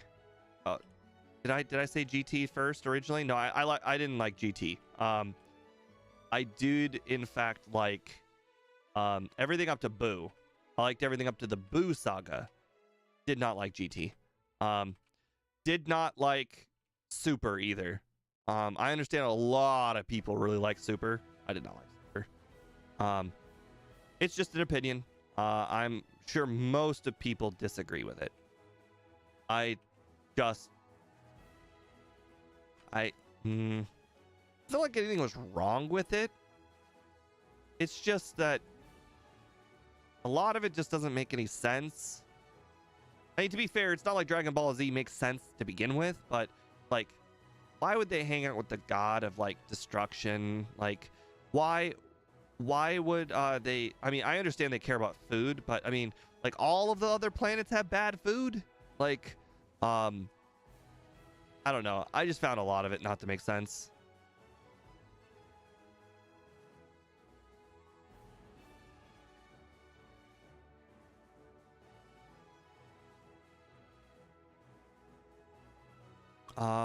And then, like, you know, why don't, like, if all of these like disasters are happening, why don't they intervene at any point? I understand they're gods and whatnot, and that's supposed to be the excuse. Like, they don't meddle in the affairs. But if the affairs directly, you know, result in them like losing their food source, I don't think that they would threaten the food source very often, and I don't think they would. I think they would care. Same thing with just like that one dude who forced Goku into like Super Ultra Instinct or whatever it was called. You know, if those were all the best fighters in like all of the best universes, I don't know. Either there should have been more guys like that guy, or there should have been nobody. I don't know. I think that only there being essentially one guy, like, it just went, even though they're all like all the other universes just straight up didn't matter because there was just Goku and it was just that guy. So yeah, I just didn't like it very much. I just didn't think it made a lot of sense.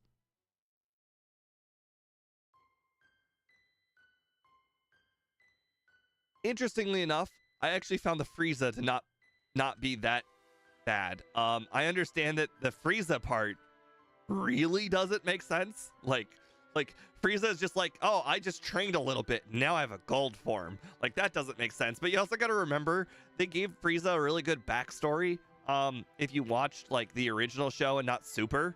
And like, Frieza's whole shtick is Frieza was freaking talented, the most powerful ruler that has basically ever existed. Frieza didn't train, Frieza didn't do anything ever. And then Frieza's like, I lost. And then like, now I cannot be worse than Goku. So I'm going to train just a little bit. And then she discovered a new form. I actually thought that was pretty cool. I understand it. It also like, it makes more sense than some other things. Like I understand that like Goku, you know, the more he gets hurt, the more he comes back stronger, literally stronger every single time. So, I mean, it makes sense that Goku keeps getting stronger and stronger. He has literally unlimited possibility of strength. And why can't Frieza be the same? Frieza literally hanged out with all of the beings, you know, the entire Saiyan race. I mean, Frieza, I'm sure, you know, in her extreme talent, you know, in fact that she gets a whole bunch of forms, you know, it makes sense that she could get stronger. So that makes perfect sense. So, like, for instance, that guy who was stronger than Goku, why was he stronger? Like, give me more reasons why that guy was stronger than Goku. Give me a backstory other than like he went through a little bit of hardship, because I think I remember they did give you a backstory, like he was part of the cops and like he fought with the cops and stuff like that. But like that didn't explain why he was so strong. Like so incredibly strong. So like I don't know. I think they just could have did better. Oh god. Oh god, I screwed up. Hold on. I forgot to get Ice Beam. That could have been disastrous. Okay. That's even more disastrous, wasting the Super Repel. Okay, I can afford both. We're good.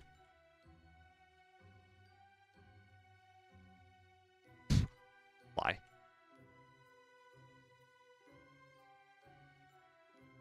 So yeah. I feel like when people just give arguments, I didn't like this, I don't like that. But I think I gave you guys enough arguments on why I don't like it that the reason why I don't like it is valid. I would hope that what I've said makes sense. I understand when people say, I don't like this. They really should give a reason. Like, you don't... I understand that people don't like things, and there could be just no good reason for it. But I like when things are fully fleshed out backstories. Jiren the Grey, because his teacher was taken out, that was the closest thing to a father figure he had since his species was wiped out. But again, how does that make him stronger than Goku? You also got to remember, the reason Goku is so strong, he went through so many hardships. The reason Frieza was so strong, Frieza went through the hardship of Goku. So, like, why did Jiren become so strong? What forced him to be so strong? You got to remember, people don't just go out of their way to make themselves strong. They don't just like train for no reason to make themselves like the ultimate, everything. I understand people like Tom Brady do that because Tom Brady's crazy, competitor. But you got to remember, the people in the NFL, they tested Tom Brady every single week. Tom Brady had a reason to get perfect. What reason did Jiren have to become so strong? I just don't understand. Maybe it makes sense, but I didn't get it. Who was testing Jiren to make him get to the point where he needed to be that strong?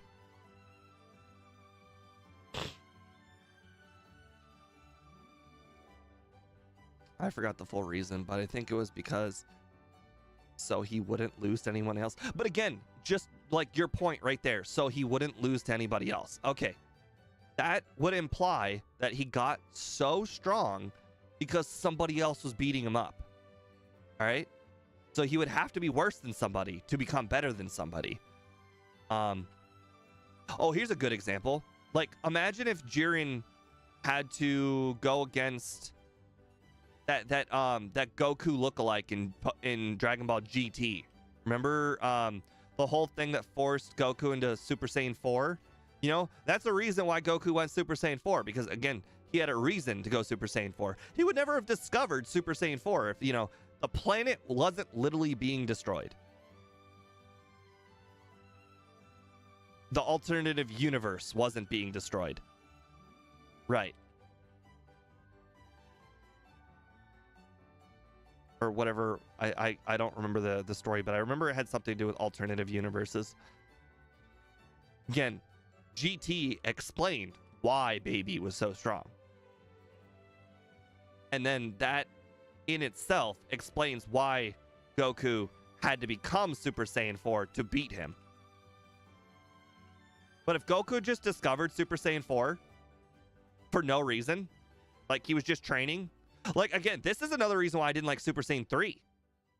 Goku just one day had Super Saiyan 3. He never needed Super Saiyan 3. I understand the situation came up when Boo came around. It's like, guys, I have Super Saiyan 3 now. And then it was like, okay, I'm going to change it to Super Saiyan 3. And then he just instantly lost. And that made it so like, oh, hey, Boo is the real deal. Boo beat an even stronger Goku than anybody has ever seen. So Boo is super, super strong. But I mean, there's just, I don't see why he needed Super Saiyan 3. And you also got to remember, like, I think the Super Saiyan's training is like a really small way to increase your power level. I think the only way for the Super Saiyan, or like the Saiyans, to get like the ultimate powers to like be beaten up, like it's so much more beneficial for them to be beaten up than to actually physically train. Oh god, I'm only level 35. I was really expecting I'd be a higher level. So like, you know, all hyperbarics time chamber reasons aside, like, how did Goku obtain Super Saiyan 3? Because he didn't need Super Saiyan 3. He wasn't going to increase his power level enough. Like, for instance, all right, Super Saiyan 2, when Gohan, he needed it. Like, he needed it. Like, I understand that he unlocked Super Saiyan 2 by just training, but he needed it. Like, he was beaten up, like on the daily. So I mean, it's not like he got it because he all he ever did was train.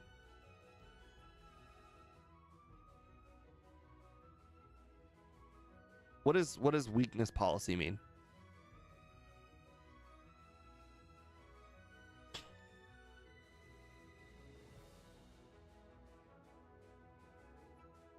I don't. Did I just Gen 1 miss a surf? Interesting. The Gen 1 miss surf directly leaded to me being paralyzed. Ouch. But as you can see, like, it would have been cooler if Fat Boo had beaten Goku to, like, you know, a pulp, and then after coming back with like even a sensu bean, like, that makes sense to me. Like, I understand that sensu beans are the cheat code in the universe, but you know what, at least they established it like really early on. They established the sensu bean in Dragon Ball, so I can understand the sensu bean. So like, if they beat Goku up to a bloody pulp and then gave him a sensu bean, and then he was able to achieve Super Saiyan 3 in his next battle with Boo, that would make sense to me. So just the fact that he had Super Saiyan 3 immediately is something I didn't like.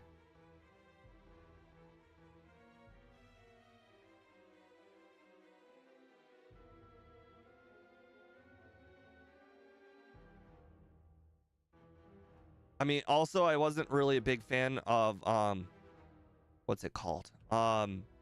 Go tanks immediately being able to learn to get Super Saiyan 3. But I can understand that reason. Go tanks, you know, is supposed to be like, because of the whole fusion thing being supposed to be extraordinarily powerful, they had to be like, hey, they got the Gotenks can immediately access Super Saiyan 3. That's how powerful Gotenks is. So I understand the whole Gotenks with Super Saiyan 3, even if I didn't like it, but I can understand it. Crap.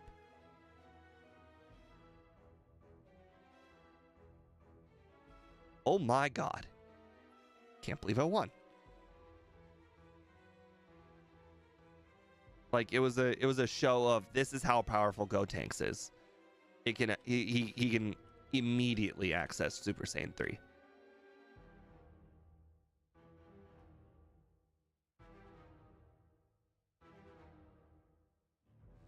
I also thought that some of the best part of the show was like when they keep failing. Like, I loved watching Gogeta fail over and over and over again. Like, watching all the failed transformations between Goku and Vegeta were hilarious. Some of the better parts of the show. In fact, I think the thing I like the most about Dragon Ball Z, though, is actually Dragon Ball. I love Dragon Ball the most. Everything about Dragon Ball made sense. Goku, he starts out with a little kid with a whole bunch of potential, and you know, he keeps getting stronger. Every single time something bad happens, he keeps getting stronger. Like for instance, some of the things that don't make sense are the that cave that Goku had to go into, and then when he drank from that water from the cave, he got like an extra power boost. But you know what? I'm cool with that, because you know what, that increased his power level, and he went through a trial, and you know, he went through a whole bunch of hardship, and it makes sense. He got powerful because of a hardship. Like I'm cool, you know, with those kind of things, because even if it doesn't make any sense at all, they did try to give it a backstory. They're like, hey, every single person who's ever gone in this cave has died. You know, it'd be really stupid of you to go in this cave, and then like Goku goes into the cave anyways. You know, I like those kind of things. You know, it doesn't make any sense why the cave makes you powerful, but you know what? If you make the cave really powerful and you give it a backstory that people have tried, I'll accept that. I like that. And then like, you know, for instance, Piccolo. You know, when they introduced Piccolo in Dragon Ball, this was a reason where you started to see the Goku being beat up made him more powerful in action, but on a smaller scale. You know, I like that. I also really liked how you could see the power level starting to get a little bit more drastically different between Krillin and Goku. I really liked the being able to see the power level difference between the two. And then, like, you know, you throw Yamcha in there. Yamcha doesn't really add a lot to Dragon Ball Z, but I think Yamcha is really, really cool in Dragon Ball. And Yamcha is actually one of my favorite characters in Dragon Ball. I think Yamcha, he adds a lot to the show. And even if he is just like kind of like that guy who robbed you one time, and he's really cool for having the Wolfang Fist, and you know, he was actually stronger than Goku for a little bit of period of time. Yeah, I really thought that was cool.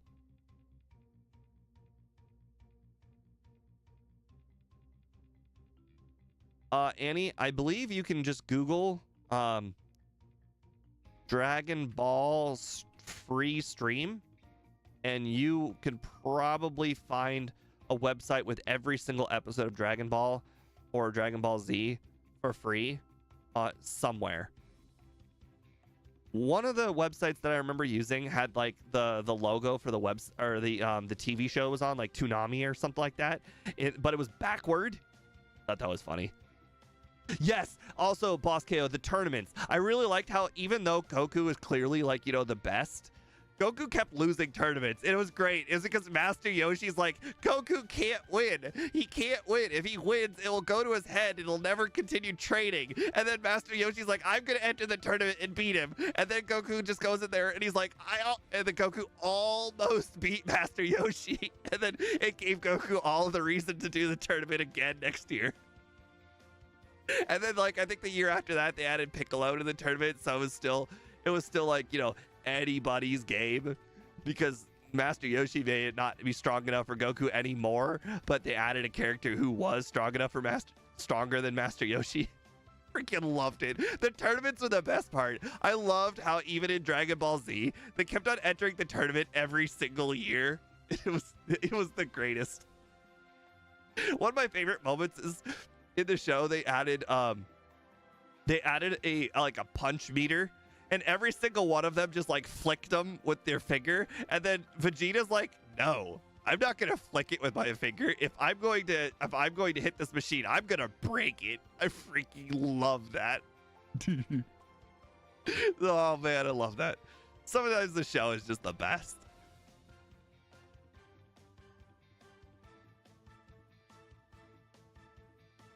Oh yeah, you're right. It was TN the year after Roshi, and then it was Piccolo Jr. Yeah, I got you.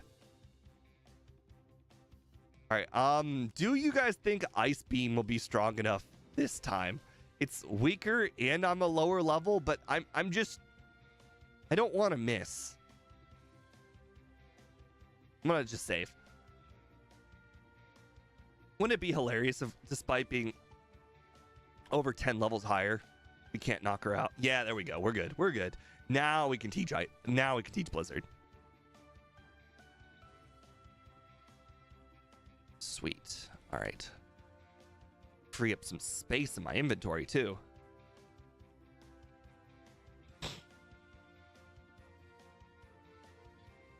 PP up. PP up. Yup. Go. Okay, now we have even more blizzards than we did last run, so that's very good. I think I'll enjoy 4-star Dragon Ball Vegeta. Oh, wait. And I think you'll really enjoy Team 4-star. We'll see. You're gonna need to remind me in the future because I'm gonna immediately forget.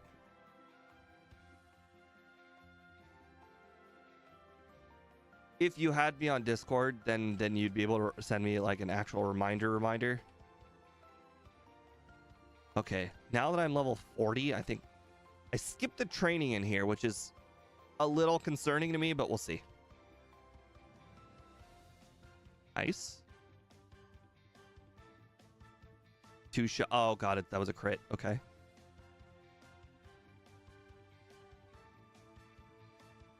I love the Nappa series, or not Nappa. I love the Raditz series.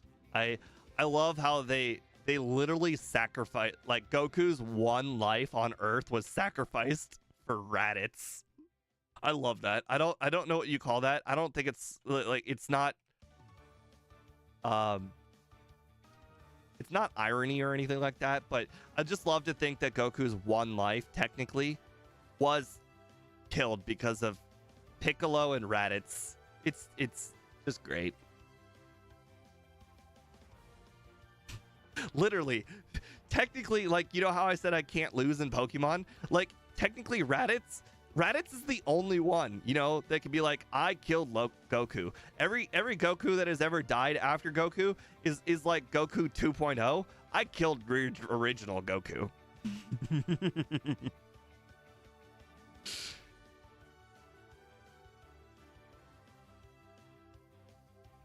All right, let's see. We still have to do Sabrina.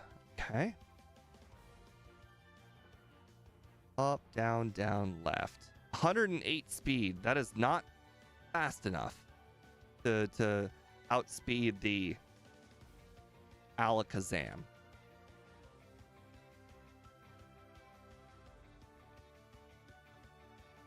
I'm gonna get hit by Stun Spore. Yep. Oh, fully paralyzed. Great. Fully paralyzed. Great. You know what? Let's knock out these fully paralyzed on that battle. Okay. Fully paralyzed. Critical hit. Okay. Well, that was our first loss.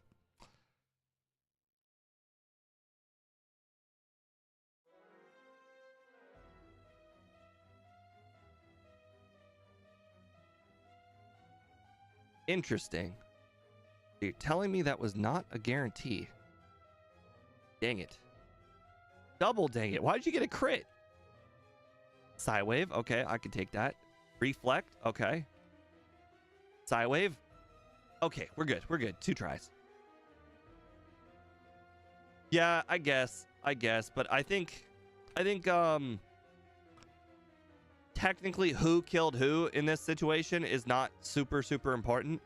I think the fact that it required, since like Raditz was the real reason Goku died, so I think that has to be technically more true. Like, you know, like for instance, like in real life, you know, when somebody murders another person, but they didn't murder them because they wanted to murder them. They murdered them because somebody paid them to murder them. The person who paid them to murder them is the bigger criminal. So I think in this case, Raditz is the bigger threat, the bigger enemy. Like, Raditz is indirectly responsible for killing Goku. So, I mean, yes, technically Piccolo killed him, but I think that shouldn't matter.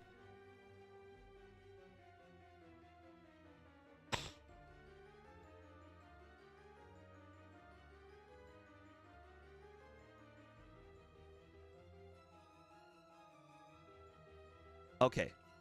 I know that Giovanni gives a lot of experience. I'm really hoping that I level up twice here.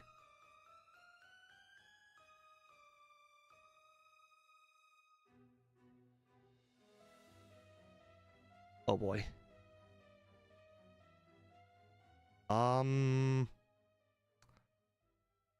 Might be cutting it close to level up twice. Sweet. Sweet. Now I use my rare candies to get myself to 55 like last time. Okay, that was an accident. Before then, though, I have to get strength.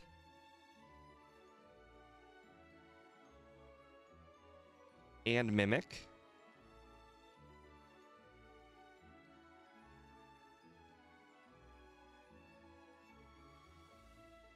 Okay, Lapras. All right, fly over Saffron. Nope, not secret key. See, I have to make sure that I have 19 items in order to talk to her because she is really, really annoying and will not give you the item if you're at 20. All right, now fly here. I've got all 10 candies. That's good. Oh, I need to heal.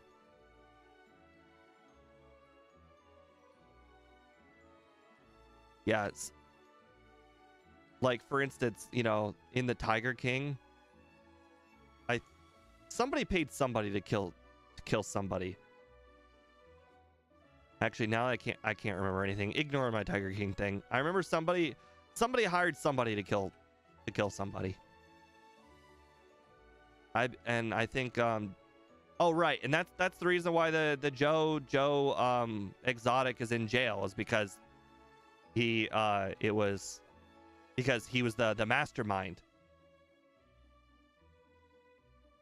Right, that makes sense. Okay, Blizzard. One shot, good. Ability. Okay, good. Okay, still a 2-shot, but I got hit by Leers. That's great. Alakazam. Crit, nice. All right. Super good. I don't know if I should consider battling any of the trainers here in the Elite Four.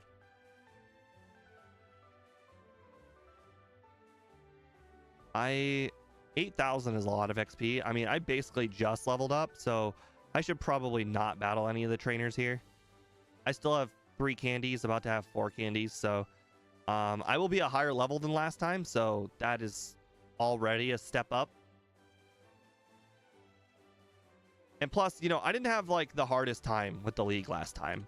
I mean, yeah, it took a little bit of figuring out to do, but I think the league wasn't particularly hard. So I don't think over preparing, like battling extra trainers, is probably going to help very much. Just grabbing this candy is probably more than enough time.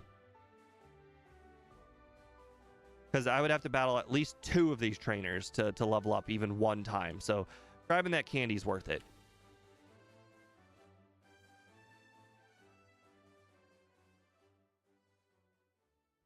Like, I would battle that guy if I could, because the fighting types really can't do anything.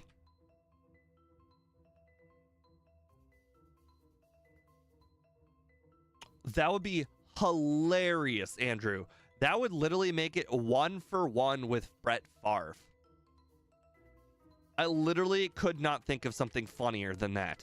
Literally the exact same thing as Brett Favre. That would be crazy. I mean, honestly, at that point, I would wonder if Aaron Rodgers actually, you know, planned all of it to be like Brett Favre.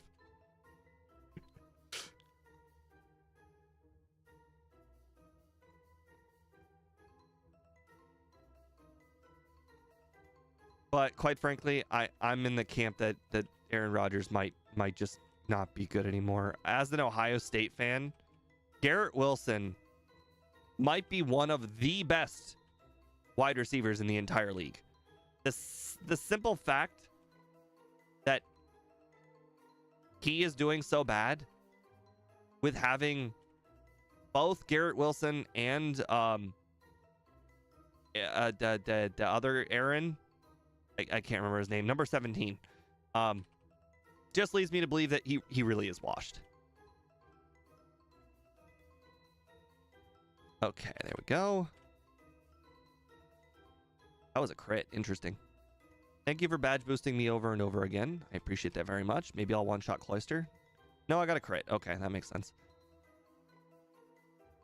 Mimic. Amnesia. Russell Wilson is actually... He was never really washed. They didn't use him right. They didn't use him right at all.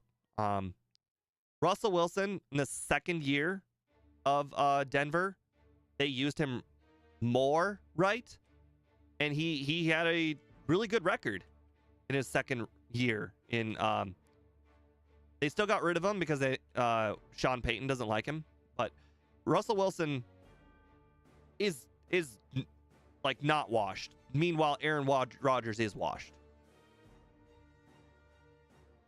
Like, here's the thing. Aaron Rodgers wishes he could get, like, I think the 27 touchdowns that Russell Wilson got in Denver. Like, people are like, oh, Russell Wilson, he's terrible. But he got 27 touchdowns or whatever in Denver. Like, I'm sorry, but like Aaron Rodgers isn't putting anywhere near 27 touchdowns out there. All right, Mimic Hypnosis. Okay, get hit by Hypnosis. No one's as washed as Flacco? Did you see Flacco last year? Flacco last year was like our Lord and Savior. Flacco single-handedly like brought the Browns out of irrelevance. Like, look at the Browns right now. Without Flacco, they're 2-8. Flacco's not washed. Flacco's just on a very mediocre team. Indianapolis is, they're not bad, but they're not good either. Like, I understand that people are like, Indianapolis has got so many good players and whatnot. I'm sorry, but like they have a great running back. They have an excellent, well, they have an okay offensive line. Their receivers are pretty average. I just think that I think that the Indianapolis Colts just aren't as good as the Browns, and therefore Flacco's not as good. You gotta remember, like, Flacco's only as good as the environment he's playing in, and Indy sucks. Flacco's not gonna carry the team.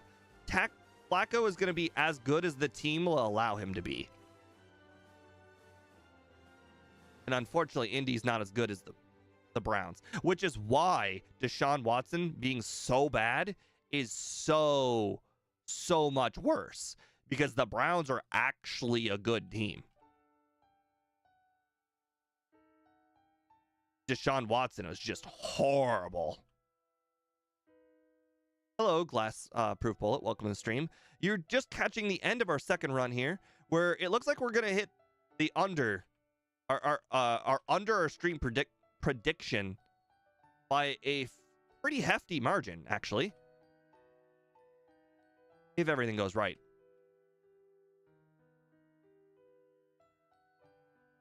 We have one reset, which is significantly overperforming. Okay. Nice. Nice. Now I can just recover. Ooh, yeah. Unfortunately, I will need to set up on the Arcanine with my agilities.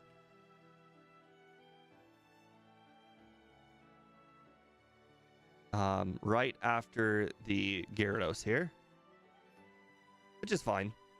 I have recover now, so like the worst thing that could happen to me is I just have to use more recovers. Agility, agility, and more agility. Oh, thank you for all of the badge boosts. Like, oh my god, 6 badge boosts? Don't mind if I do. Venusaur doesn't even have a physical move. It didn't even matter. 56-20. What a very, very solid run here. I did not see this coming. After how well that first run went, how bad that first run went, and how even worse the second run went, I'm a little shocked at how well we did. Did I cut more than 2 minutes? I cut 3 minutes. One reset. All right, so let's go ahead and take a look at our leaderboard here. We got 56. 56 would put us with... Oh, wow. It puts it in its own tier. Its own area between Charizard and Kangaskhan. I apparently have never gotten a 56 before. Wow. It even put it in front of Starmie. That's a little... I guess that's not surprising. Quite frankly, having to beat the Wrapping Lass with Water Gun, and then also having to beat the Status Condition Junior Trainer in the cave with Water Gun, and then being in the slow level up group, I guess it's not shocking that it's better than Starmie. But I mean, quite frankly, that Starmie run could probably benefit from, you know, the bike, but still, that's a pretty good time for a Pokemon I did not expect to be very good. Well, anyways, we had a little bit of everything today. We talked about Dragon Ball Z. We talked about football. We definitely talked about something else. I can't remember off the top of my head. And we put up a good time. So I think it was a very good stream. Definitely, I'm in a lot better space than I was yesterday. Playing the Pokemon TCG yesterday really helped me out. I was not feeling good yesterday.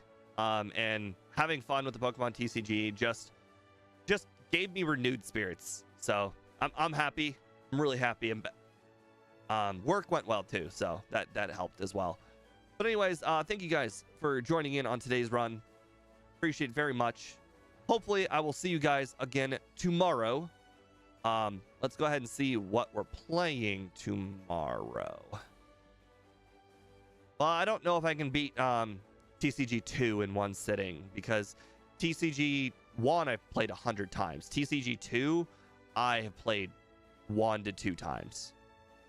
All right, so we are playing Magmar tomorrow. Another very solid run. I think Magmar has got Psychic. It only has a hard time with Misty, I would assume. So I think we'll just have to do a lot of overtraining. Do a 2-parter of TCG2. I mean, that seems possible. Like after this week, well, we're probably turning Mewtwo into Golbat this week. So we'll probably save Mewtwo for a little bit later.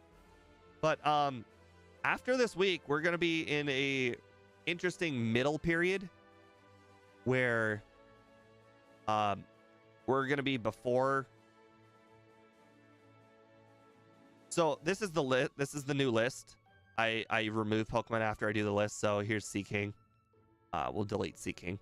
But so this is the new list. And as you can see, we're at 68 lines. Now, of course, it's not 68 Pokemon because, you know, like Pokemon like Haunter and Nidorina are on this list. But essentially this is the new list. So everything we're gonna be a nice middle period before we start doing first stages.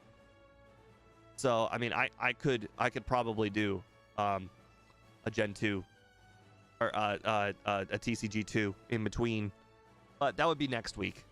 So I'll think about that next week. So anyways, have a nice night, guys, and I will see you tomorrow. Bye.